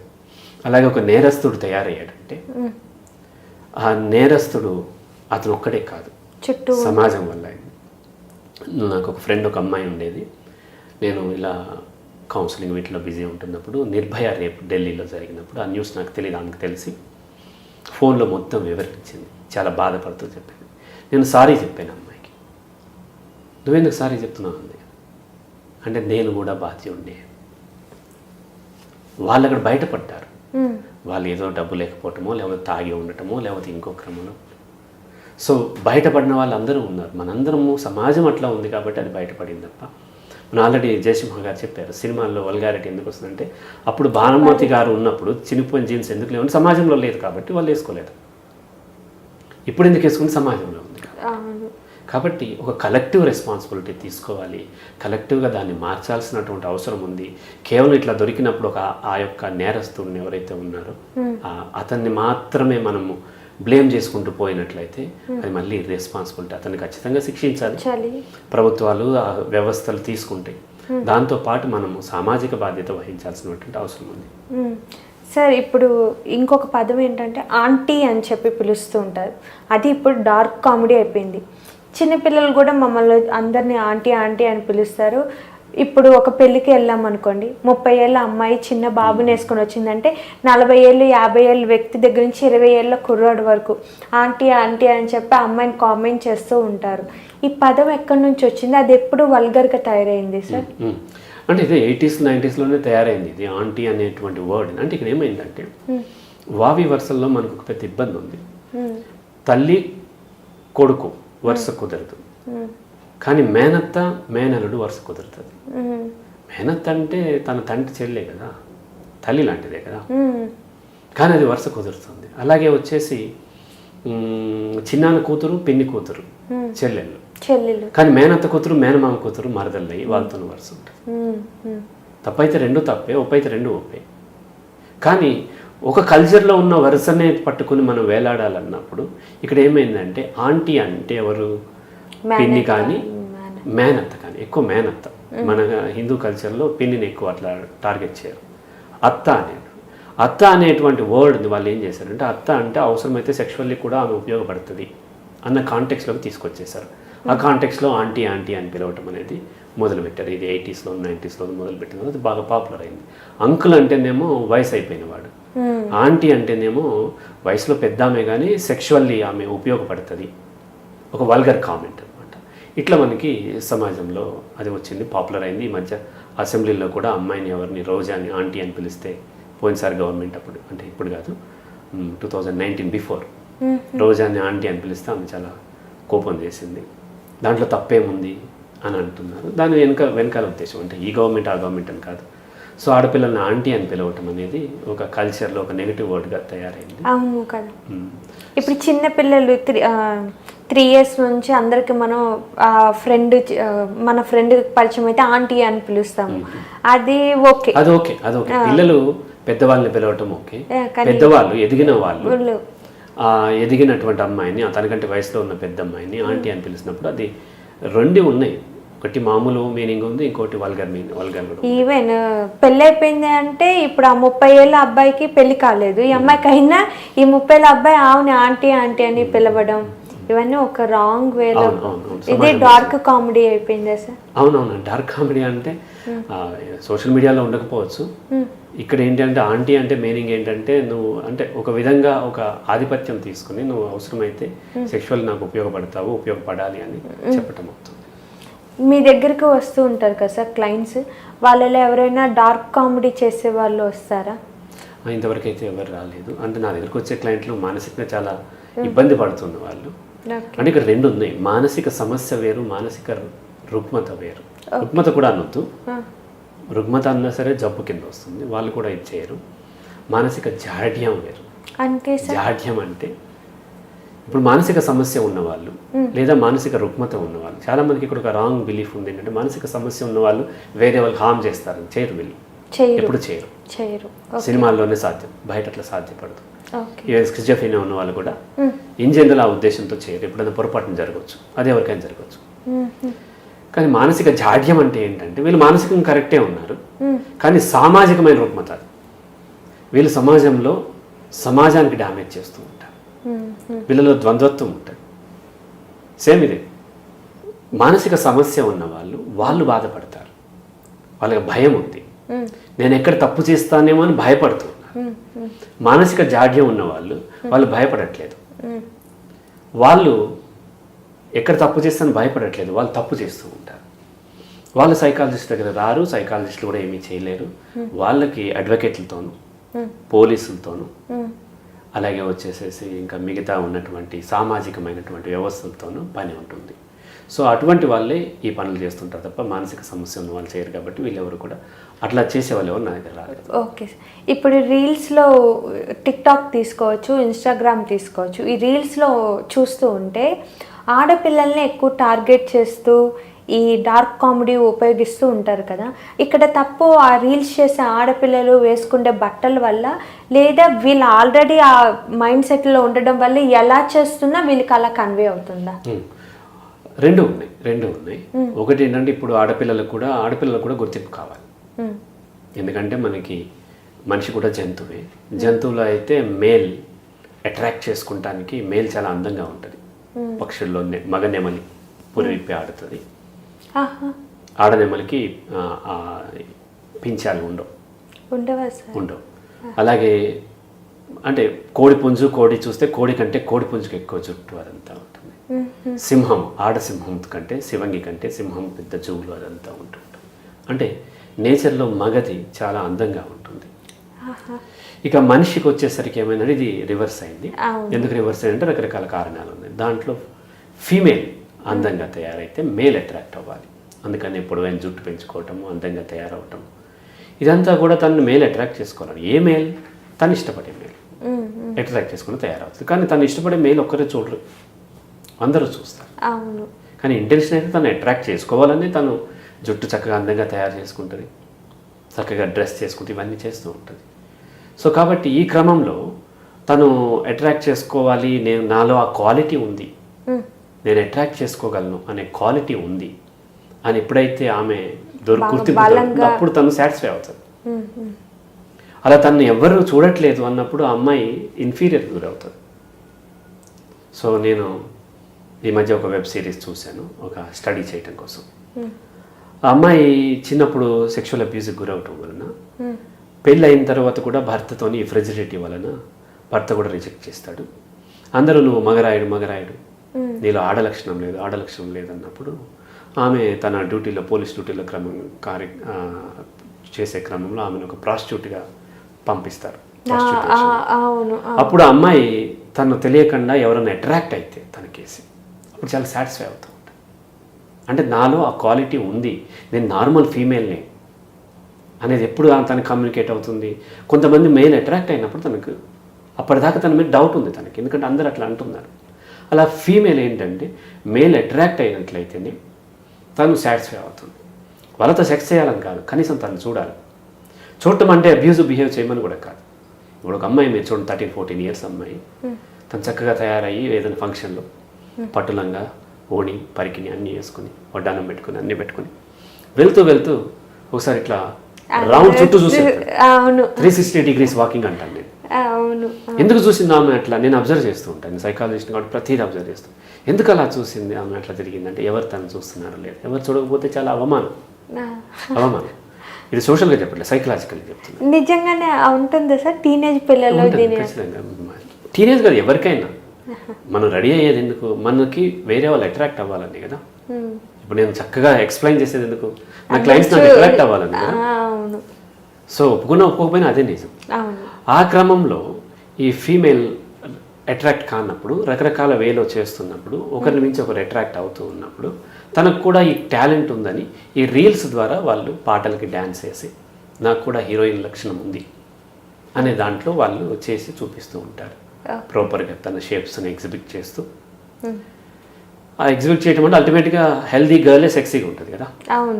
తన హెల్త్ని అంటే తను ఫిట్గా ఉన్నాను, తన మజిల్ ప్రాపర్గా ఉంది, లేకపోతే తన షేప్స్ అన్ని ప్రాపర్గా ఉన్నాయని ఎగ్జిబిట్ చేసే క్రమంలో వాళ్ళు పాటలకి డ్యాన్స్ చేయటము, నడుముతూ రకరకాలుగా చేయటం, ఆ ఎక్స్ప్రెషన్ చేయటం చేసినప్పుడు అందరూ అదే కాంటెక్స్ట్ చూడరు. ఒక్కొక్కరు ఒక్కొక్క దాంట్లో చూస్తున్నప్పుడు ఎక్కువ మంది మేల్ ఫీమేల్ ఉన్నది ఎందుకంటే ultimate purpose of life in nature కాంటెక్స్ట్లో రీప్రొడక్షన్ కాబట్టి సెక్సువల్గా అట్రాక్ట్ అవుతూ ఉంటారు. ఈ ప్రైవసీలో చూసినప్పుడు ఇంతకుముందు అంటే పబ్లిక్లో టీవీలో చూస్తే అంత ఉండేది కాదు. ఇప్పుడు తను ప్రైవసీలో తన స్మార్ట్ ఫోన్లో చూస్తున్నప్పుడు ఆటోమేటిక్గా వాళ్ళు సెక్షువల్గానే అట్రాక్ట్ అవుతారు. సెక్షువల్గా అట్రాక్ట్ అయినప్పుడు అట్రాక్ట్ అయ్యి చూసి వదిలేసేస్తే నో ప్రాబ్లం. ఆ కంటెంట్ని వేరే వాళ్ళు వాళ్ళ ఛానల్కి వాడుకోవాలనుకున్నప్పుడు అప్పుడు దాన్ని తీసుకొచ్చి దాంట్లో ఉన్నది ఏదో కామెంట్ చేస్తూ వల్గర్ కామెంట్స్ చేస్తున్నాం, ఇంకోటి చేస్తున్నా అవకాశాలు పెరుగుతున్నాయి.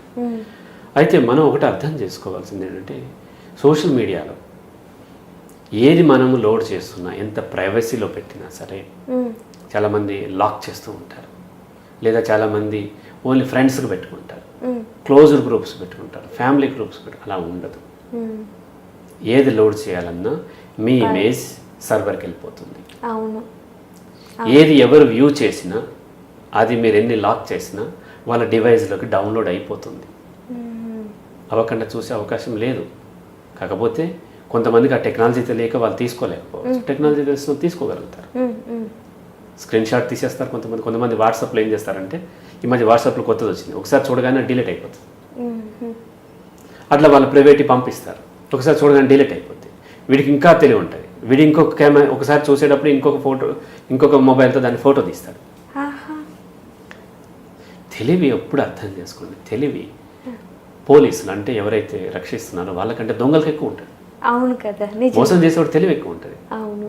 ఇప్పుడు ఆ అమ్మాయి ఏం చేస్తారు, లాక్ చేసుకుంటుంది, లాక్ చేసుకున్న ప్రొఫైల్ పిక్ చిన్నగా ఉంటుంది, దాన్ని వీడు ఏం చేస్తారు స్క్రీన్ షాట్ తీసి జూమ్ చేస్తాడు, మొత్తం తీస్తాడు. లేకపోతే ఆ బ్రౌజర్ ఏదో ఉంటుంది కదా బ్యాక్ ఎండ్కి వెళ్ళి ఎతికితే అది మొత్తం కనిపిస్తుంది. ఒకసారి పార్ట్స్గా విడిపోయి ఉండొచ్చు, లేదంటే ఒక్కొక్క బ్రౌజర్ ఒకలాగా చేస్తూ ఉంటుంది. కాబట్టి మనం వన్స్ సోషల్ మీడియాలోకి ఇంటర్నెట్లోకి ఒక కంటెంట్ని మనం అది ఫోటో కావచ్చు ఏదైనా చేసిన తర్వాత అది పబ్లిక్ ప్రాపర్టీయే అయిపోతుంది. మీరు ప్రైవసీలో పెట్టుకున్న పబ్లిక్ ప్రాపర్టీయే. దాన్ని ఎలాగైనా వాడతారు, చాలా పద్ధతిగా వాడతారు. మీరు అంటే ఆడపిల్లలు పద్ధతిగానే పెడతారు. ఒక ఆవిడ ఇండియా నుంచి అమెరికా వెళ్ళి ఆమె ఒక కూలి ఆమె చాలా కష్టపడి అమెరికాలో ఒక సాఫ్ట్వేర్ కంపెనీ పెట్టి దానికి సీఈఓని ఏదో ఉందాము, చాలా ఫేమస్ ఆమె, చాలా గర్వపడాల్సినటువంటిది. ఆవిడ అన్ని ఫోటోలు పబ్లిక్గా ఉంటుంది, పద్ధతిగానే ఉంటాయి. ఆవిడ ఫోటోని మామూలు పద్ధతిగా అన్సాటిస్ఫైడ్ ఆంటీస్ అని పెట్టి అవును, ఆవిడ పద్ధతిగానే ఉంది. దాని మీద ఆమెను ఎట్లా సెక్స్ చేయొచ్చు అనేది కింద కామెంట్స్ చేస్తూ ఉంటారు. ఆవిడ ఎక్కడ పద్ధతి లేకుండా పెట్టలేదు. అలాగే నా స్టూడెంట్స్ అప్పట్లో చాలా ఇవి ఉండే. నేను పికాసో యానిమేషన్ కాలేజ్లో టీచ్ చేసేటప్పుడు ఒక అమ్మాయి ఫ్యాషన్ దాంట్లో ఫ్యాషన్ వరల్డ్లో చాలా ఇంట్రెస్ట్, మోడల్ అవ్వాలి ట్రై చేస్తాను. నేను ఎక్కడో బ్రౌజ్ చేస్తుంటే ఆ ఫోటోలు వచ్చేసింది. నా స్టూడెంట్ అమ్మాయి, తెల్లారైతే నేను క్లాస్ చెప్తూ ఉంటాను. ఇట్లాగే ఫేమస్ అయినటువంటి అనేక రకాల సోషల్ మీడియాలో ఉన్నటువంటి నా గ్రూప్లో ఉన్న ఫ్రెండ్స్ని కూడా ఆ వల్గర్ దాంట్లో ఉంటూ ఉంటాను. మీకేం పని సార్ చూస్తాను కనొచ్చు, నేను మొత్తం అన్నీ తెలుసుకోవాల్సిన బాధ్యత చెప్పాలి అంటే నా క్లయింట్స్ని అలర్ట్ చేయాలి. కాబట్టి ప్రతి దగ్గర ప్రతిదీ నేను టెస్ట్ చేస్తూ ఉంటాను. మీరు అమ్మాయికి చెప్పారా సార్ మీ స్టూడెంట్కి? చెప్పిన ఏం చేయగలుగుతా ఆమె ఫర్దర్గా శ్రద్ధ తీసుకోగలుగుతుంది. అంత దాగెందుకమ్మా, పద్ధతిగా ఉన్న ఫోటోనే పెట్టి అట్లా రాస్తున్నప్పుడు.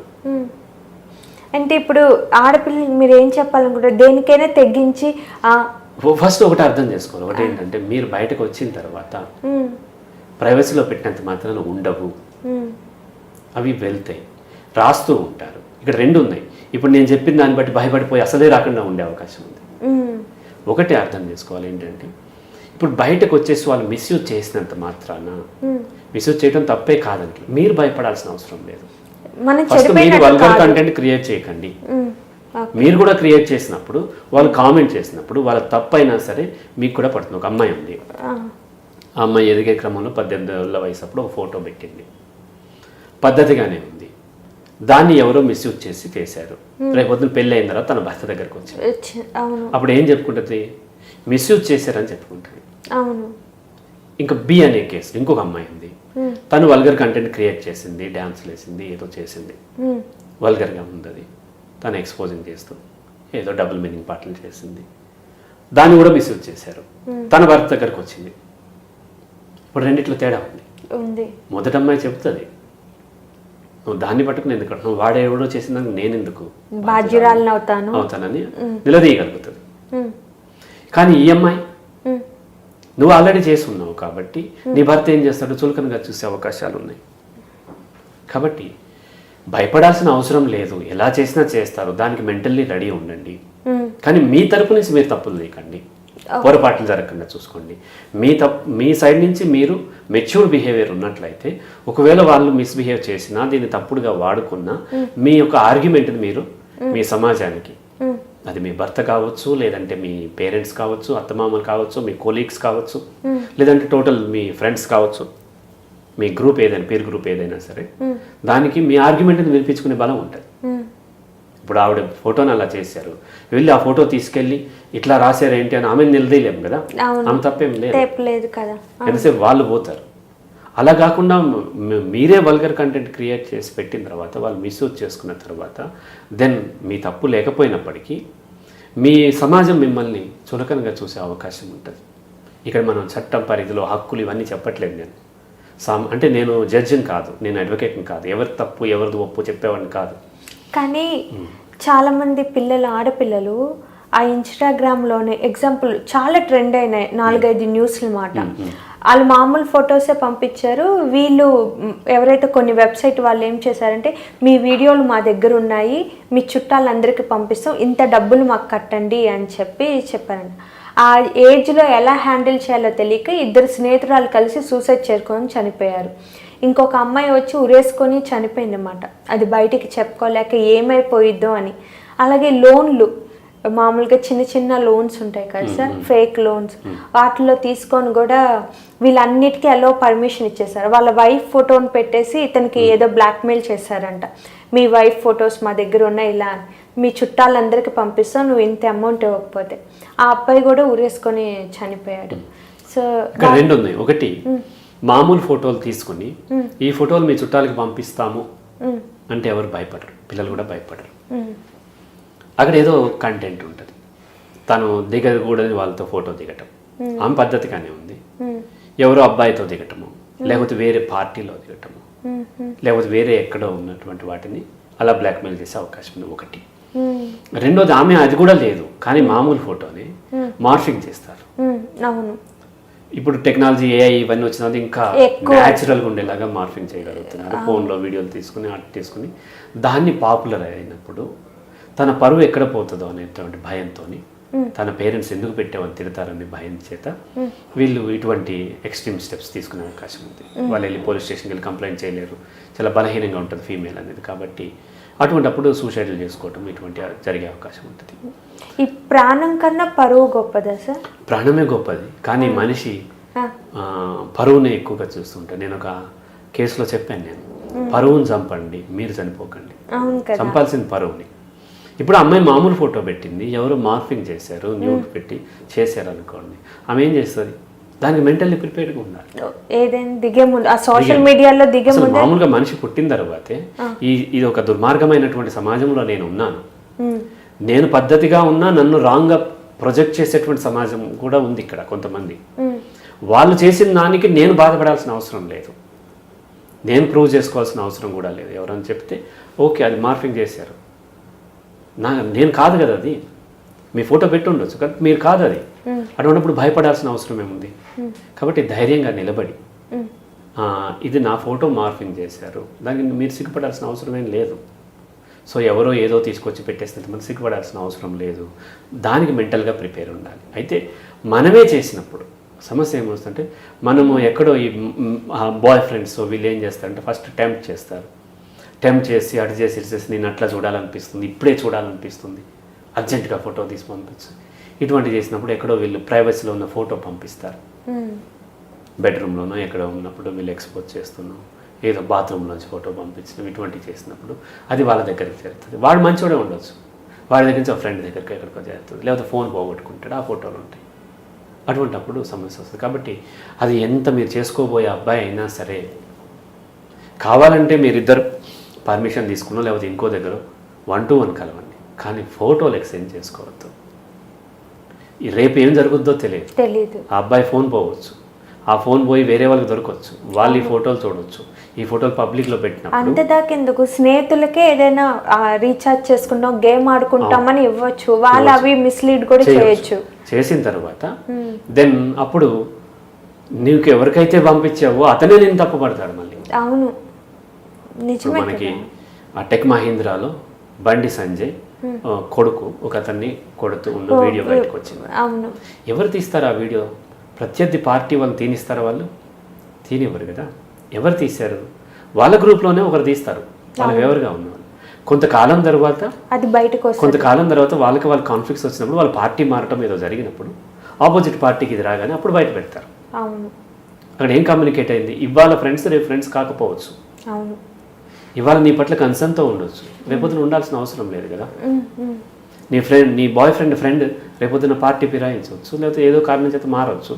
లేదా నువ్వు అన్నయ్య అని పిలుస్తున్న వ్యక్తి నీ వైపు చెడు ఉద్దేశంతో ఉండొచ్చు. డెఫినెట్గా అన్నయ్య అని పిలిచినంత మాత్రం చెడు ఉద్దేశం లేకుండా అయితే ఉండదు. చాలా మంది ఇదొక పొరపాటు ఉంది, అన్నయ్య అని పిలిస్తే చాలా అయిపోయింది, భయ్య అని పిలిస్తే చాలా అయిపోయింది అనుకుంటున్నాం. ఏం ఉండదు, అట్లా ఏం ఉండదు. కాబట్టి నీ శ్రద్ధ నువ్వు తీసుకో, పిలుపులతోనో ఇంకో దాంతోనో ఆపటం అనేది సాధ్యపడదు. కాబట్టి కంటెంట్ ఎప్పుడు కూడా, మీ కంటెంట్ ఏ కంటెంట్ అయితే బయటకు షేర్ చేయకూడదో అది మీ మొబైల్లో కూడా ఉండొద్దంట. చాలామంది నా ప్రోగ్రామ్స్ని కానీ నా కౌన్సిలింగ్ కానీ రికార్డ్ చేసుకుంటాను సార్, నేను ఎలా చేయను, నేను రికార్డ్ చేసుకుని విని డిలీట్ చేస్తాను. మీ ఫోన్లో ఉన్నా సరే మీరు ఎక్కడ ఫోన్ పోగొట్టుకుంటారు, లేకపోతే పొరపాటున ఎవరో అది తీసుకుని వాడుకుంటున్నప్పుడు డిలీట్ చేయకుండా వదిలేసినప్పుడు వాళ్ళకి అది దొరుకుతుంది. దాన్ని మీ సీక్రెట్ వస్తాయి. నేను ఏదో కాంటెక్స్లో మాట్లాడింది ఏదో వాళ్ళు వేరే కాంటెక్స్లో ప్రొజెక్ట్ చేసే అవకాశం ఉంది. ఇలా అనేక రకాలుగా అవుతుంది. కాబట్టి అసలు డిజిటల్గా మారనివ్వద్దు. ఏది అవసరమో డిజిటల్గా అదే పెట్టాలి. ప్రతిదీ షూట్ చేసుకుని ప్రతిదీ తీసుకెళ్ళి ఆ హార్డ్ డిస్క్లోనో లేకపోతే మీ మొబైల్లోనో లేకపోతే ఆ గూగుల్ డ్రైవ్లోనో పెట్టుకుని ఎప్పుడైనా కావాల్సినప్పుడు చూద్దామని వద్దు. అసలు ఈ డిజిటల్ ఫామ్లో మీ సీక్రెట్స్ ఏది ఉండొద్దు. ఏమన్నా ఉంటే మీ మైండ్లో ఉంచుకోండి, ఫిజికల్గా కలవండి తప్ప. ఒక అమ్మాయి మైసూర్లో ఉంది, ఒక బాయ్ ఫ్రెండ్ బెంగళూరులో ఉన్నారు. వాళ్ళిద్దరు ఫ్రెండ్స్ కలుస్తుంది, మా మధ్య ఏం చెడు ఉద్దేశం లేదు అన్నారు. చెడు ఉద్దేశం ఉండి లేదా మీ మధ్య మీ ఇద్దరికి ఇష్టమైన సెక్స్లో పార్టిసిపేట్ చేసినా సరే అది నైతికంగా తప్పేమంటే చట్ట ప్రకారం నేరం కాదు. రేపొద్దున మీరు పెళ్లి చేసుకోవచ్చు లేదా విడిపోవచ్చు, బ్రేకప్ చేసుకోవచ్చు. కానీ నువ్వు అతనితో బేకరీలోకి వెళ్ళి ఫోటో దిగుతావు చూడు, అది ఫర్ ఎవర్ ఉంటుంది. ఒకవేళ నువ్వు అతనితో ప్రెగ్నెంట్ అయినా అబార్షన్ చేయించుకునే అవకాశాలు ఇంకోటో ఉన్నాయి. పెళ్లి చేసుకున్న డైవోర్స్ తీసుకోవచ్చు, కానీ మీ ఫోటో పోదు. చాలామంది భార్యాభర్తలు డైవోర్స్ తీసుకున్న తర్వాత భర్త ఏం చేస్తాడంటే తనది బ్లర్ చేసేసి తన బెడ్రూమ్లో ఉన్న ఫోటోలు అన్నీ భార్యవి. ఇంతకుముందు కొన్ని ఫోరమ్స్ ఉండే, గాసిప్స్, ఎగ్జాసిప్స్ అని రకరకాలు ఉన్నాయి. అందులో ఒక వింగ్ అనమాట. డైవోర్స్ అయిపోయిన తీసుకున్న భర్తలు వాళ్ళ భార్యల్ని వల్గర్గా ప్రజెంట్ చేయడం. అన్నేళ్ళు తనతో కలిసి బతికిన కనీసం రెస్పెక్ట్ లేదా సార్? రెస్పెక్ట్ ఉంటే డైవోర్స్ ఎందుకు తీసుకుంటారు? రెస్పెక్ట్ ఉన్నవాడిని అమ్మాయి ఎందుకు వదులుకుంటుంది? కాబట్టి ఫోటో ఫర్ ఎవర్ ఉంటుంది. ఫోటో ఇష్టం వచ్చినట్టుగా దిగేసేసి ఎక్కడంటే అక్కడ వదిలేయటం, అవన్నీ చేసినప్పుడు ఇది రకరకాలుగా మీ తప్పుతో మీ తప్పు లేకపోయినా కొన్నిసార్లు మిస్యూజ్ అయ్యే అవకాశం ఉంటుంది. కాబట్టి అవసరమైనప్పుడు ఫోటోది. మీరు ఒక హీరోయిన్గా వెళ్ళాలనుకుంటున్నప్పుడు ఫోటోలు దిగండి, పబ్లిష్ చేయండి. లేదా ఒక మోడల్గా వెళ్ళాలనుకుంటున్నప్పుడు ఎట్లాగైతే నా స్టూడెంట్స్కి మిస్యూజ్ చేసినా మేము భయపడాల్సిన అవసరం లేదు, ఎందుకంటే తను వెళ్ళాలనుకుంటున్నారు. లేదు మీరు అడ్వకేట్ అవ్వాలనుకుంటున్నప్పుడు అడ్వకేట్కి కావాల్సినటువంటి ఇమేజ్ని మీరు బిల్డ్ చేసుకోండి తప్ప మీ ఫ్రెండ్స్తోనూ మీకు అవసరమైనప్పుడు ఫోటోలు దిగండి తప్ప అది కూడా ఇష్టం వచ్చినట్టుగా వల్గర్తో దిగినప్పుడు మీరు రేపొద్దున ఆన్సర్ చేసుకోలేకపోతారు. కాబట్టి మన పరిధులు ఎప్పుడూ కూడా తెలుసుకుని ఉండాలి. ఆడపిల్లలు, మగపిల్లలైనా సరే, ఈవెన్ మగవాళ్ళకైనా ఇది వర్తిస్తుంది. తన పరిధులు తెలుసుకుని ఎటువంటి ఫోటోని ఎంతవరకు పెట్టాలి అనేది తెలుసుకుని అది కూడా మిస్యూజ్ చేస్తే లెక్క చేయాల్సిన అవసరం లేదు. మన సైడ్ నుంచి పొరపాటు లేకుండా ఉన్నట్లయితే ఎవరు మిస్యూజ్ చేసినా మనం భయపడాల్సిన అవసరం ఉండదు. సార్ ఇప్పుడు దీని ద్వారా ఈ డార్క్ కామెడీకి గురయ్యే వాళ్ళు కానీ అలాంటి ఆడపిల్లలు కావచ్చు, మగపిల్లలు కూడా ఉంటారు. ఒక ఆడపిల్లలనే నేను చెప్పను, మగవాళ్ళకు కూడా దానికి గురయ్యి లైఫ్ రిస్క్ చేసుకొని చనిపోయేదాకా ఉండొచ్చు. ఇప్పుడు ఆ సమస్యతో బాధపడుతూ ఉండే వాళ్ళు కూడా ఉంటారు. వాళ్ళకి మీ ద్వారా ఏమైనా చెప్పాలి? అది ఆడపిల్లలైనా మగపిల్లలైనా ఎవరైనా సరే, సమాజంలో ఏదైనా సరే అనవసరంగా ఏది కంటెంట్ క్రియేట్ చేయొద్దు. అవసరమైందే క్రియేట్ చేయండి. 1. రెండోది ఏంటంటే మీ సైడ్ నుంచి పొరపాట్లు లేకుండా జాగ్రత్త పడినట్లయితే ఎవరన్నా మిస్యూజ్ చేసినప్పుడు అప్పటికే మిస్యూజ్ జరిగే అవకాశాలు ఉంటాయి. ఎవరన్నా మిస్యూజ్ చేసినప్పటికీ కూడా మీ వాదనని రేపొద్దున బలంగా వినిపించుకునే అవకాశం ఉంటుంది. మీరు కొన్ని పొరపాట్లు చేసి అది మిస్యూజ్ అవటం, లేకపోతే మీరు ఎక్కడో కొన్ని పొరపాట్లు చేశారు, ఇంకో దగ్గర వేరే మంచిగా ఉన్నదే మిస్యూజ్ అయినప్పుడు మీ వాయిస్ అని సరిగ్గా వినిపించలేరు. కాబట్టి ఫస్ట్ స్టెప్ ఏంటి అంటే అనవసరమైన కంటెంట్ క్రియేట్ చేయొద్దు. రెండవది ఏంటి అంటే అవసరమైన దానికి క్రియేట్ చేసినప్పుడు మీ పొరపాట్లు లేకుండా మీ వరకు మీరు చూసుకున్నప్పుడు వేరే వాళ్ళు మిస్యూజ్ చేసినప్పుడు అప్పుడు మనం యాక్షన్ తీసుకోవచ్చు, కేసు ఫైల్ చేయవచ్చు, లేదంటే మనం పోరాటం చేయడానికి మనకి అవకాశం దొరుకుతుంది. ఇది పాటించినట్లయితే ఆడపిల్లలైనా మగపిల్లలైనా సేఫ్గా ఉంటారు. థ్యాంక్ యూ సార్, చాలా మంచి సమాచారం ఇచ్చారు. మేము ఎక్కడ వెతికినా దొరకని అద్భుతమైన సమాచారం మీ నుంచి మాకు లభించింది. మరిన్ని ఇంటర్వ్యూలు మీరు నాకు ఇస్తారని ఆశిస్తున్నాను. చూసారు కదా వ్యూవర్స్, హరిరాఘవ సార్ ఈరోజు ఏం చెప్పారంటే దాడి అనేది ఏ వైపు నుంచైనా జరగచ్చు, మన సైడు మనం చాలా కరెక్ట్గా ఉండాలి. అన్నెసెసరీ కంటెంట్ వాళ్ళు వీళ్ళని చూసి మనం మన ఎథికల్గా బయటకి రాకుండా మన పరిధిలో మనం ఉంటే మన చుట్టూ మనపై ఎన్ని దాడులు జరిగినా మన వాయిస్ అనేది చాలా రైట్ వేలో వినిపించగలం. అదే మన సైడే తప్పు ఉన్నప్పుడు ఆ సమస్య వచ్చినప్పుడు మనం ఎదురు తిరగలేము. ఎదురు తిరగడానికి కూడా మన సైడు నిజాయితీ అనేది ఉండదు. మరిన్ని విషయ పరిజ్ఞానం ఉన్న వీడియోస్ ముందు మా స్క్వేర్ టాక్స్ ద్వారా మీ అందరికీ అందిస్తాము. Thanks for watching.